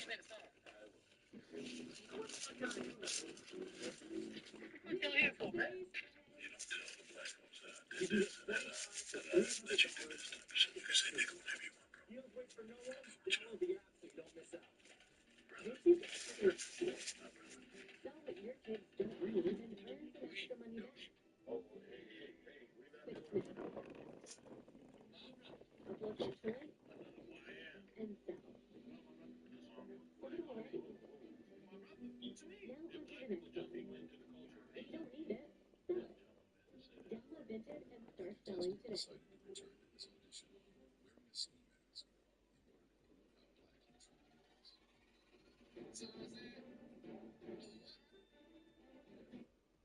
this is Eric. When he got injured in a car accident, he called Morgan and Morgan. He not only gets a lawyer, he gets trial lawyers like Sam and Jessica, who are in it to win. He gets his own investigators with briefcases solving what they want. And if you ever have questions, our customer service folks keep things in. Injured, weird, or odd. Morgan and Morgan, America's largest injury law firm. Life goes off, on, it makes me down. And I turn slightly, and I'm like, oh shit, I might just lose my legs. Like, this is great. I might live. And so all of us are in the lethal range. Assuming this is a frag grenade, which I don't think couldn't have been. It had to be an old school pineapple grenade. We're all of us are in this horrible lethal zone. And two grenades go off. I tried to people, it felt like someone took a handful of rocks and just threw them at my backside. It didn't hurt, it just felt like someone threw something at me. And then I'm just down on the ground. And my memory of what happened versus what actually happened couldn't have been more different. It would take me years before I actually sat down and debriefed this with the guy who ultimately saved my life. But my memory is I go down and I couldn't get my gun. My gun had been, the strap, the little strap had been blown off. My helmet had been blown off, so I'm not on night vision. Just there's pretty good illumination at night. It's dark, and it's just fucking chaos.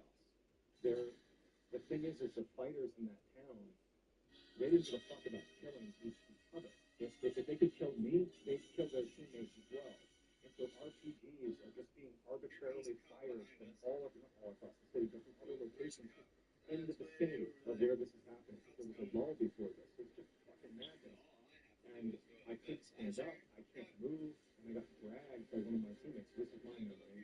I got dragged from under the head of the tree there. They brought me down the stem of the tree. I just got placed up against the wall.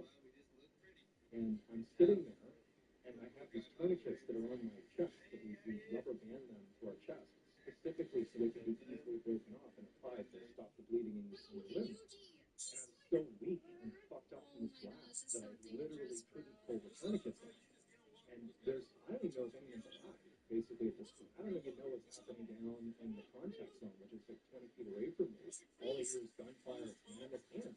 At any point, I'm expecting fighters to run down the alleyway and fucking kill me. Like, I'm dead. I'm dead no matter what here. And so I had this true, in my mind, like, near-death experience where I sat there, it's relatively well illumined, and I suddenly lost my vision. Like, completely gone. And there's good illumination, so I can see this small alleyway, I can see the flashes of light, and I see the rounds are coming in.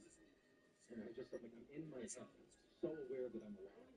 So I'm dying. And then my vision gets completely blank. I can't see, I can't do anything. But I was so lucid in my mind, so aware that I was alive. And I tell people that on a day-to-day basis, you live and you don't think about it. You don't wake up and actively live. You don't think, today I'm going to breathe. Today my heart's going to beat. You do it because that's your entire experience. It's being alive. And your body knows how to do that. Your brain knows how to be alive. You also know how to die. You just haven't done it. And I had this really distinct feeling of like, oh shit, this is what it feels like when you shut down. It didn't hurt. It wasn't sad. It was just, it couldn't have been more matter of fact.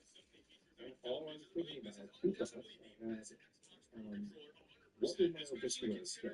Nothing in terms of substance, but would it say, Jonathan Allen, physical reaction, or John Allen? So I was hung up on that, and I was also thinking about my wife, and how she'd be notified at home, and I was thinking, I wish we'd had kids, because now I don't have a legacy. And so I had this feeling of, like, letting go. I don't know, that's so cliche, but it physically felt like I had let go. And I remember feeling the impact of the ground as I sort of keeled over, and I thought that was it. Like, I'm about to die. This is the end, you know? But then out of fucking nowhere, the legend that he is, his name is Kyle, he's a SEAL, fucking comes out of nowhere, and he grabbed me and he put tourniquets on my legs. I'm still like in my blacked out zone here, but I slowly regained sight and hearing. And the scene we're in is still terrible. There's still chaos happening everywhere. And Kyle, he's a sniper, he's a medic, he's the calmest dude under pressure. He said, "Hey, it's gonna be okay, buddy. It's all good. Stop the bleed. Like, just stay here. Like, you know, put your gun up if you can. I'll be right back." Like, literally in hell all around us. Couldn't have been more calm. He just runs down back to the contact zone, comes back up, he brings another guy out whose lung had collapsed, he's patching him up, smiling, "Hey, it's fine." Meanwhile, so I'm starting to see now, as I'm regaining consciousness, if you will, I'm seeing my teammates who have also been fucked up from this grenade. But only me and one other guy were so affected by the grenade that we couldn't function. It was me and this guy whose lung had collapsed. He was like barely breathe. So we're down, but the other like 5 dudes, it's like, it's your job to get us out of here. Because we're fucked. We are pinned down and fucked here. One guy, the team lead, in one ear, he was working with multiple air assets overhead, calling in what's called a danger close airstrike, which is you're effectively calling in an airstrike on yourself. You need special initiative from your higher officer. I think your commanding officer, like one more senior than you, has to approve the drop. Because in essence, you can kill yourself to do it. So he was calling in an airstrike that needed to be fucking exact on the other side of that wall. And then in the other ear, he's communicating with the rest of our disparate teams, which are broken up across the city, trying to tell them where we are. The 2 comms happening, and he's physically pulling people out of the contact zone with Kyle to get them to cover. And he's engaging the enemy, and we're getting shot. He's a huge suspect here. Everybody went into like flow state. I don't even know how to describe it. And I'm fucking working. I'm not flow state. I'm fucking dead state. They posted me up, and we ran like a mile because there was no way to extract us because of how densely populated it was. Like the buildings were so tightly together. What would you say was the hardest part? They were like fucking killers. I was supported on shoulders, hobbling. I was not able to run. No.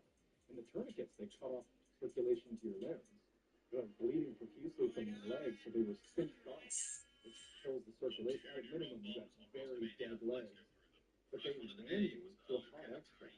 There was a fucking dealer came in, coming, guns blazing, they throw us in the helo. Now get this, me and the other dude with the lung, we get thrown on the helo. And we just leave with the medical team. Those fucking dudes, those 5 dudes, still on the ground, had to fight their way back into the city to go reconnect with the rest of the elements, who again, he's calling, that airstrike he called in was just perfect. He got the worst of it. He hit exactly in the right spot. He called in the exact right spot. Like, under the most duress you could imagine. But like, so my mental image of what happened is, under 2 weeks, like, I witnessed life and death. Like, I could feel a life and death scenario. And I got to be fully an audience for it. Every motherfucker was fucking perfect at their job. Like, literally rounds flying. Everywhere. Hey, what's going on? Hey, got your legs on. Hey, what's going on? Come on, this airstrike over. Couldn't be calmer. That was it. Like, and so my debrief point was, it fucking works. The training works. What a fucking story. Holy shit, dude. There's an addendum to it. Yeah, so after we got medevac, so I'm in the helicopter, and at this point, I don't know the state of my injury. All I know is, a few minutes ago, I thought I died. You know, like, I don't really, I'm happy to be here now. But we get in the helicopter, and that crew was amazing. I think there were PJs, those PJs, which are like spec ops, PJs. But it was fucking great. They were like, "Hey, do you want what's the drug? Oh my god, it's the one, the painkiller drug. Morphine. And I said, no, I didn't have any pain, but I was like, I'm worried I might die, and I want to be lucid for it. And they're like, okay, no, I think you're going to be okay. But I was like in my head that I might die. I don't know. And so we get medevac out of Zarganshar and fly us right to this nearby base, very close by, called Shank. And when we get there, there's obviously doctors and nurses that are there specifically for this. And so even though it was the middle of the night, they had been told, hey, you have 2 casualties, you know, the guy with the collapsed lung and myself, 2 to be honest, I don't really know exactly what they were told, but I would imagine they were told, get ready for some some type of surgery for both of us. And so we fly to Bobshank, and I get wheeled in on a stretcher, and my clothes have been fucking cut off of me, and my dick's hanging out, like I'm in disarray, like I'm all fucked up, and I don't even know. I think I'm gonna be okay, because at this point I've made it here, and no one's acting like I'm literally about to die, but I don't know. I don't really know how bad it is. And they wheel me into this tent along with the other guy, and it's so bright, like so bright inside of there, you can barely open your eyes, and it's just a sea of all these doctors and nurses that are ready to perform whatever needs to happen. They don't know. They don't know what needs to be done. But as soon as I get in there, I see in the back corner of this relatively small medical tent, a shanty medical tent, is maybe like 15 SEALs that are not on the mission with me. There are other guys in country. There are other Navy SEALs. The middle of the night, and they've put on the equivalent of their best uniforms. These are not dress uniforms. These are like the BDUs. They're not nice, but in Afghanistan on a deployment, this is the best shit they have. They,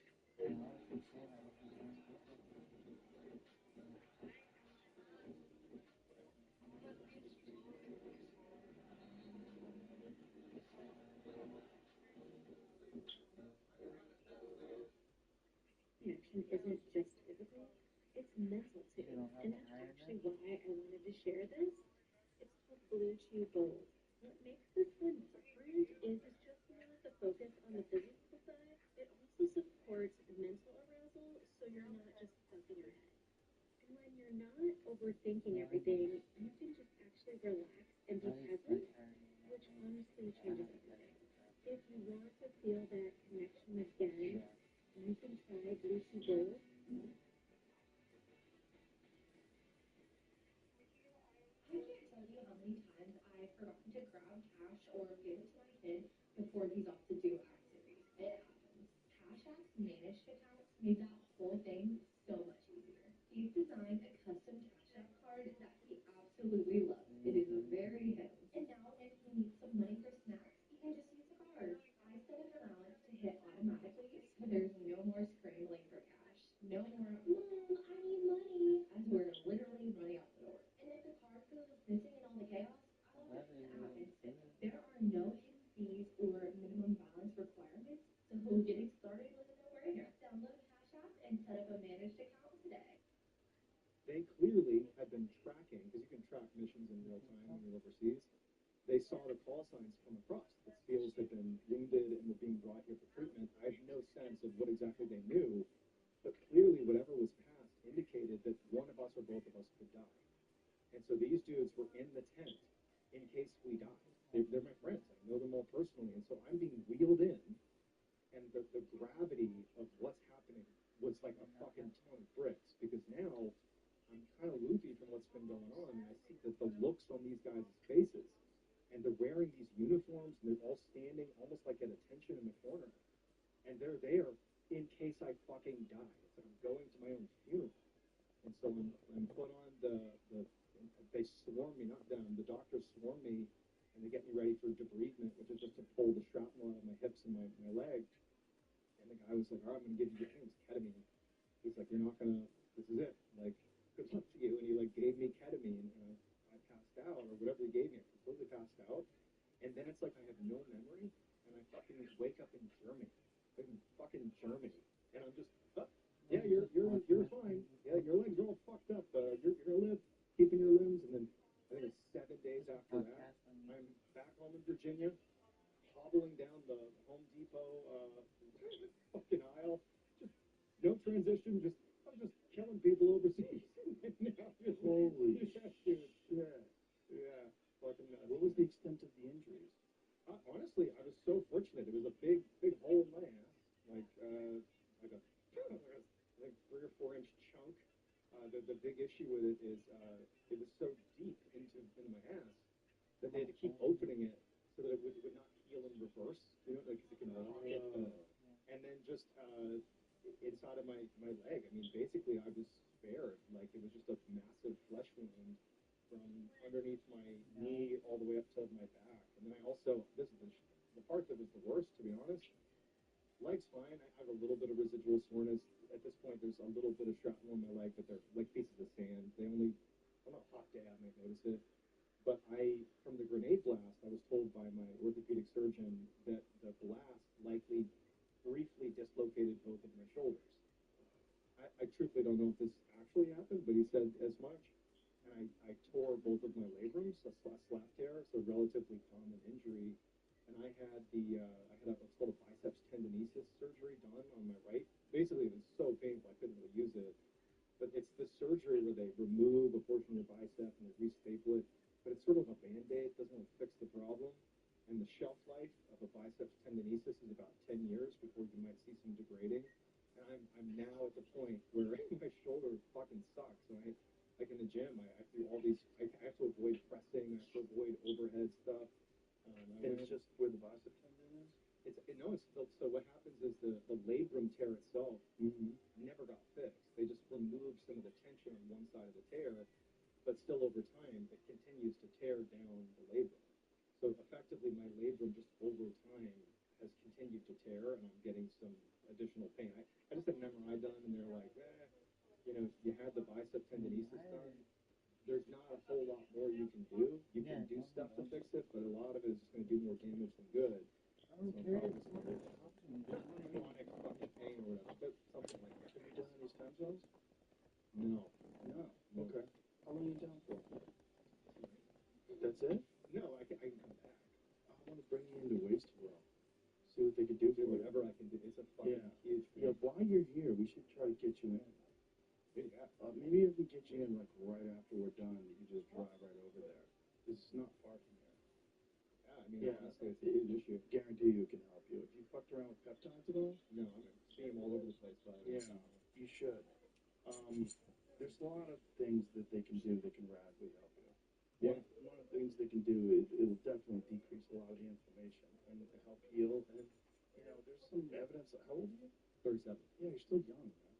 There's a lot of evidence that labrum tears can be healed with stem cells and without having to go through surgery, depending on the extent of the tear. Yeah. I'm open to it. Dude, I'm a big believer. It's fixed me. I've had a lot of problems where I was like, surgery. Get away. Can't cuddle you? For sure, you need Are you going out again on Saturday? Like out there? This was more than 10 years. Like Phoenix, the Valley? Like you could rehab it, but if you try to get surgery, it's 100%. Your shoulder's good now? 100%. I do all my kettlebell work with 7-pound kettlebells. I don't have any problems. Windmills, cleans presses, renegade throws, gorilla cleans, no problem. Trying to go see the movie. You just gorilla cleans? I do it for reps. You do kettlebell cleans? No, I don't lift anything heavy. Yeah, bro. Why is it 50 or 70. fucking Taco Bell? Kettlebell workout is either 50 or 70. And sometimes I work out. After I pick up a little bit, that's what you do to me? Just for the warm up. Like I'll do like warm up stuff. Like I'll do like rotation exercises for 35. Things where I like big halos where I'm just really opening up my back. When did you get into doing kettlebell stuff? I've seen you post like the demon bell, or the gorilla bell. Yeah, those are the 70s. Those are shit. Those are. I really got into farmers carries. That's what I'm using. The gorillas are like my best friends. I just do these. I have this big long driveway with a hill, and I do these gorilla carries. It's like a 200-yard driveway, and I do these gorilla carries where you take like those farmers carries with those gorilla kettlebells. In the 70s? Yeah, and I take my bell and down the And you fucking knocked down the curtain? And on top of it, You just fucked me left and right, aren't you? it feels like my whole body is like more connected, if that makes any sense. Because I'm like, fuck yeah, everybody knows that guy. Dude, the beast. One of the things that I got from him is picking up heavy things. What's this girl doing here, Gary? He's like, if you really want to get strong, he's like, strength is not just lifting heavy stuff, like stationary, like carry things. And so he does a lot of weird, like, because Richard's like 500 pounds. But he does a lot of weird, like, off-weight stuff, where he has more weight on one side than the other, and switches him. He has a chain behind him, and he's dragging the chain with his right shoulder while he's doing farmer's carries with 2 hands. He does a lot of crazy stuff like that, and obviously the guy's a bucket.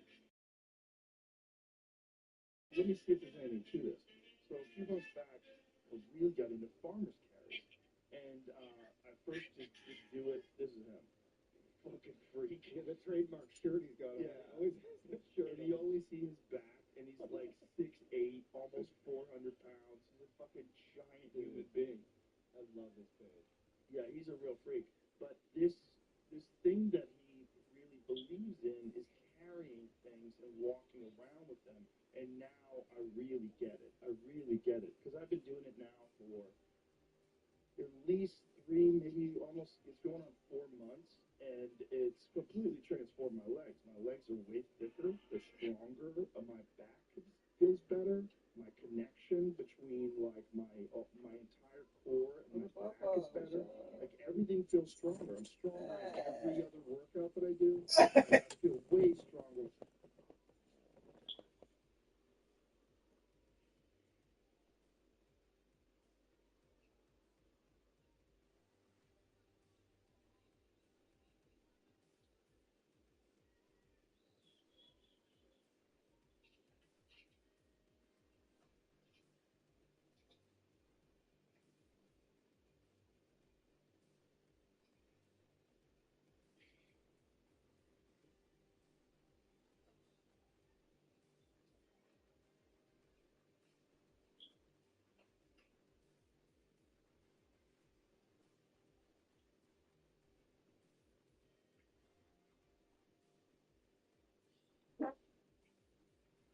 Yours or mine?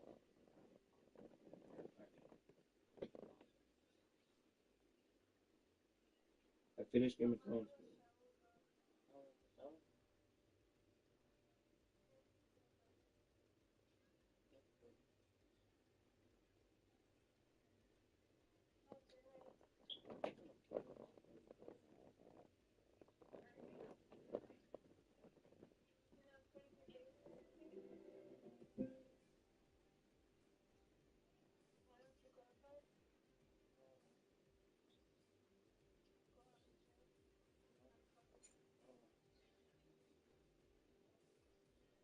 Don't be too hasty, princess.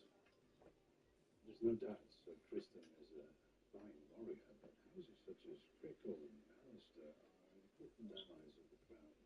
Seaguard, for instance, is the realm's prime defense against reavers from the Iron Islands. This is a tawny knight. My father should be defended by a man who's known in combat.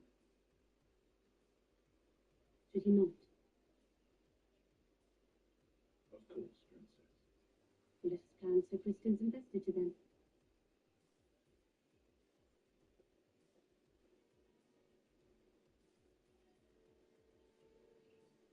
The Valyrian capital was built into a volcano, much like Dragonstone. The Dragon Lords, the highest in the nobility. It's here, the volcanic face, closest to the source of their magic.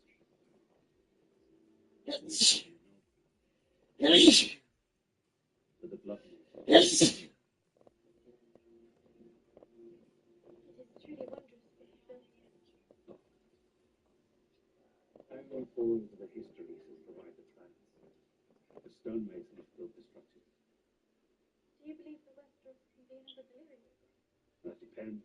The freeholds at its height or its fall. Over 1,000 dragons, a navy large enough to span the seas of the world. The glory of old Valyria will never be seen again.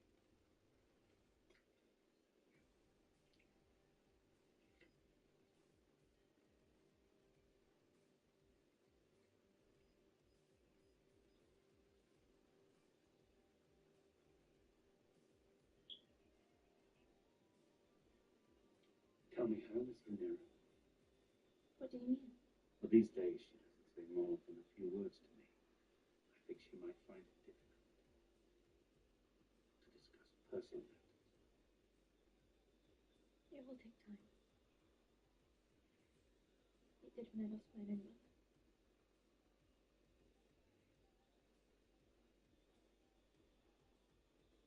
I wish she would approach me. What if you went to her? There are times when I would rather face the Black Dread himself than my own daughter of 15. I think she would open herself to you if invited. You do have such an easy way about you, Grace.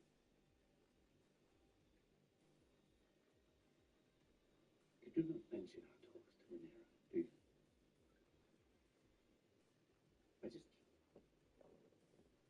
I fear that she wouldn't understand me. No, okay.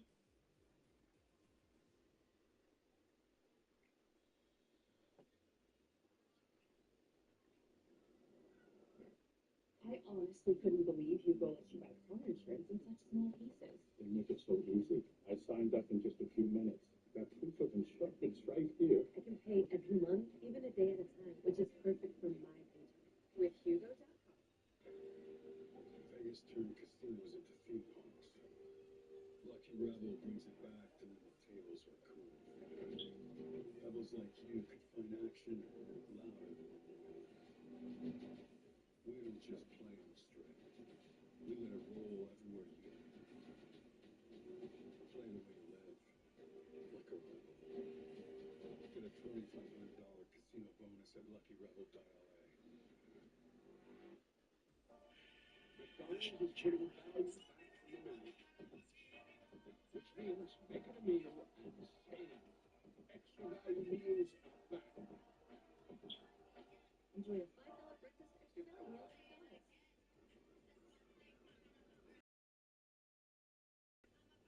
Tell if anyone else it's my mother telling me.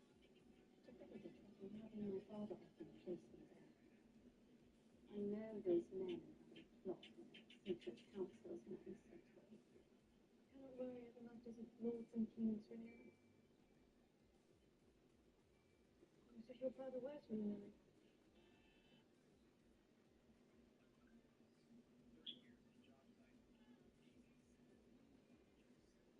Your father loves you.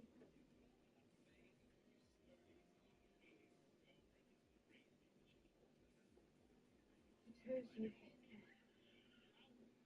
He didn't choose me, he spurns Daemon.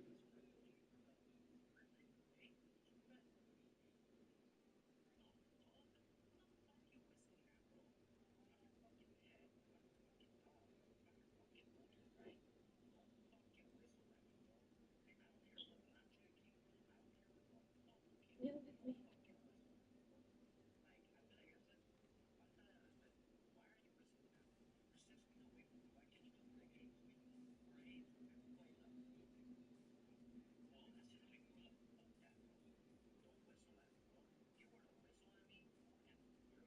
I was sorry to be with brother.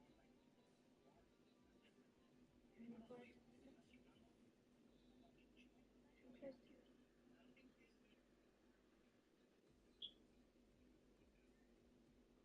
It sounds foolish. I do think it's foolish.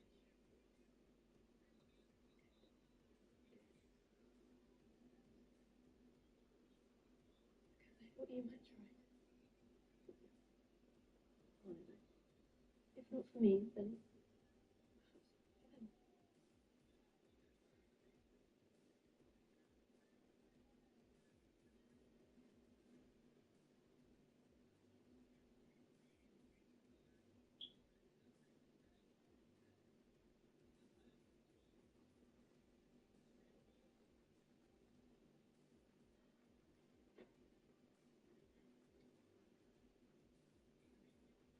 What do I say? Whatever you wish. How do you feel about it?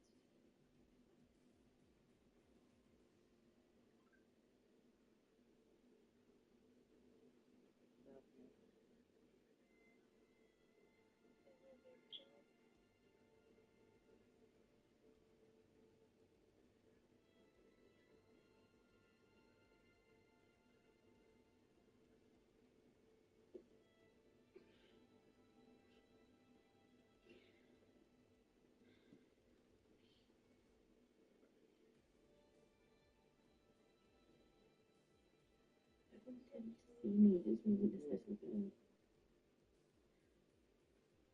My own father does not know the language of girls either.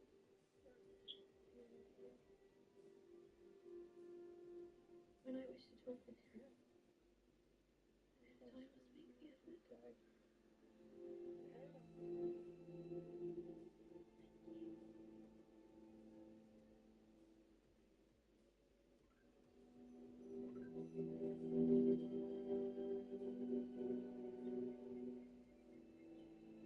Your Grace, I'm glad we could meet.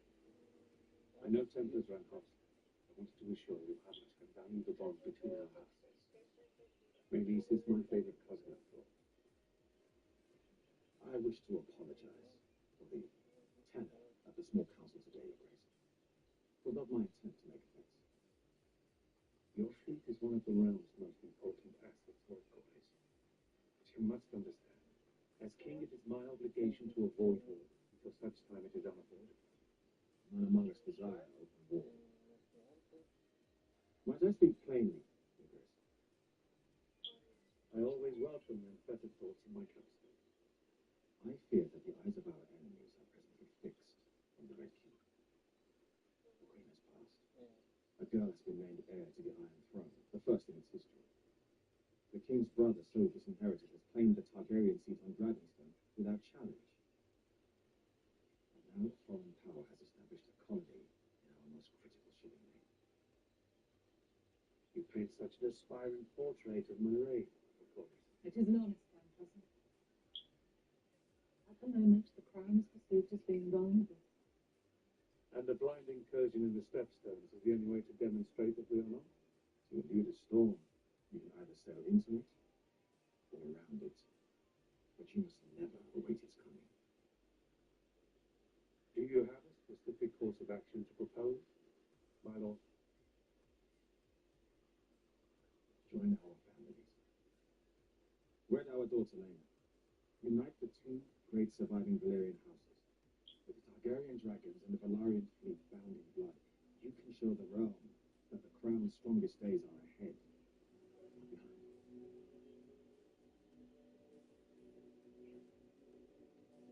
I must admit, I haven't given marriage much thought. It hasn't even been half the year since Emma passed. The realm expects you to take a new wife sooner or later, Chris, to strengthen your line and produce more heirs. You could not ask for a stronger match than Lena.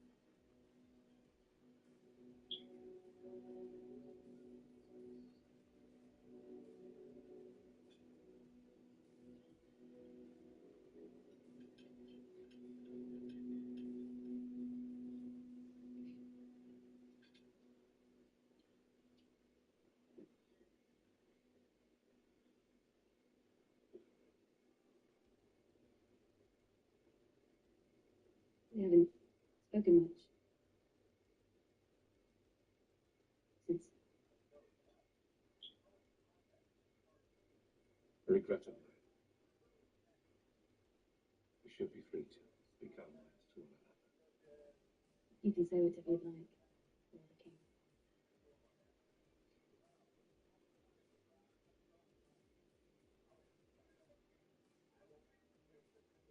I loved your mother. Very much.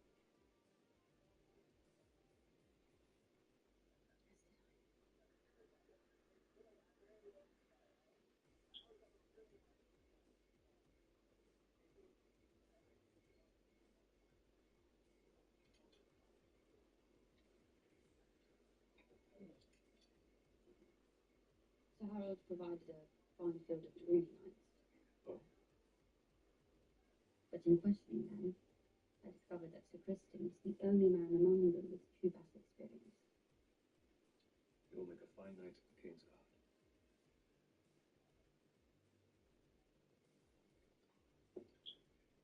Today at small council, Take no more. I thought I might have had some You're insight. young. You will learn.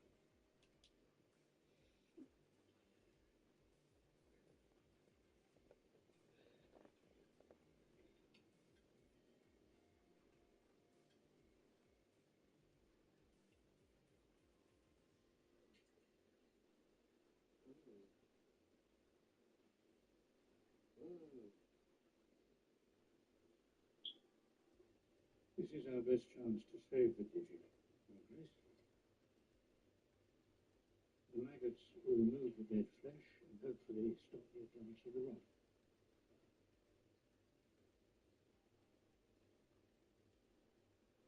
I held an audience earlier today with Lord Corlys and Princess Rhaenys.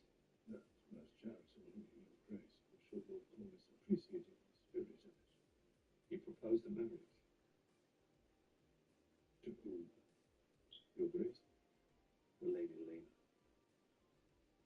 combine the strength of our houses and demonstrate my reign's strongest days are ahead, not behind. Old Corliss has overreached, Your Grace. Such matters must be discussed with a small council. That is what I'm doing presently. So, what is your advice, dear Otto? The Lady Lena is young, Your Grace. Indeed, but the wounds made by the great council still linger, my queen.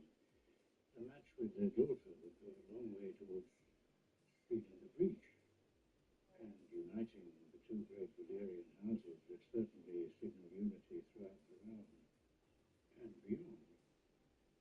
The Grand Master's reasoning is sound. I do fear not near my think. What does it matter, Your Grace?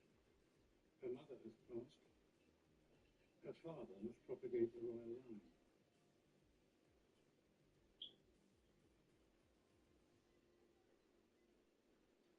I dearly loved my own lady wife. The pain of her passing still haunts me. And to be compelled to replace her for duty's sake. You are the king, but I do not envy you.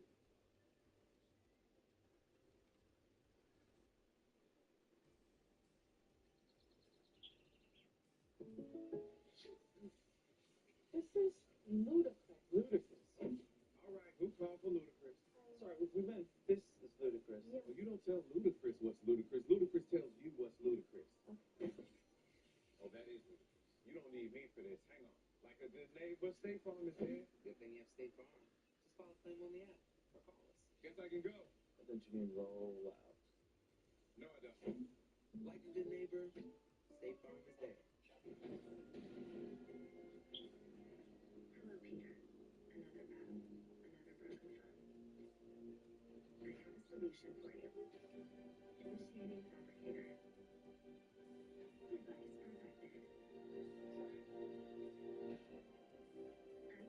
Device perfected. I created the world's lightest bolt.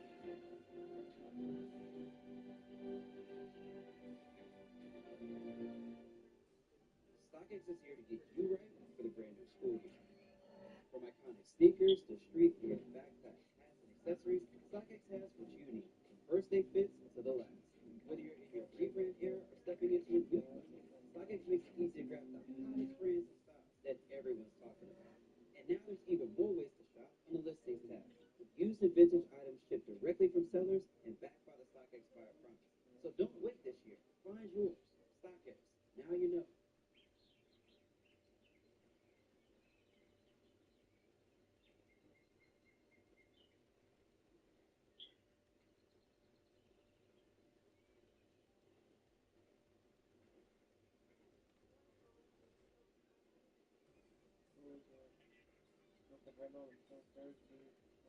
What was it like flying the Black Dread? You Valerian's last rider? Only for a short time, before he died. With Valerian died the last memory of Valeria of old. But Vega still lives. Somewhere. But too large for the dragon pit. Some would say too large for our world. Do you know where she nests? I'm sorry. Do you know where Vega is now? The Dragon Keepers believe she made home somewhere on the coast of the Narrow Sea. The work's the spice town thought during her summertime. They say to the has been. I imagine even dragons get lonely.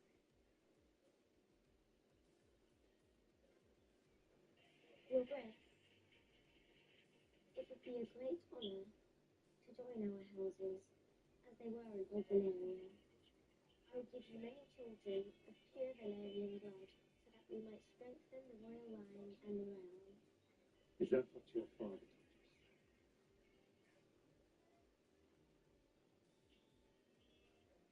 What did your mother tell you? That I wouldn't have to bed you until I turned 14.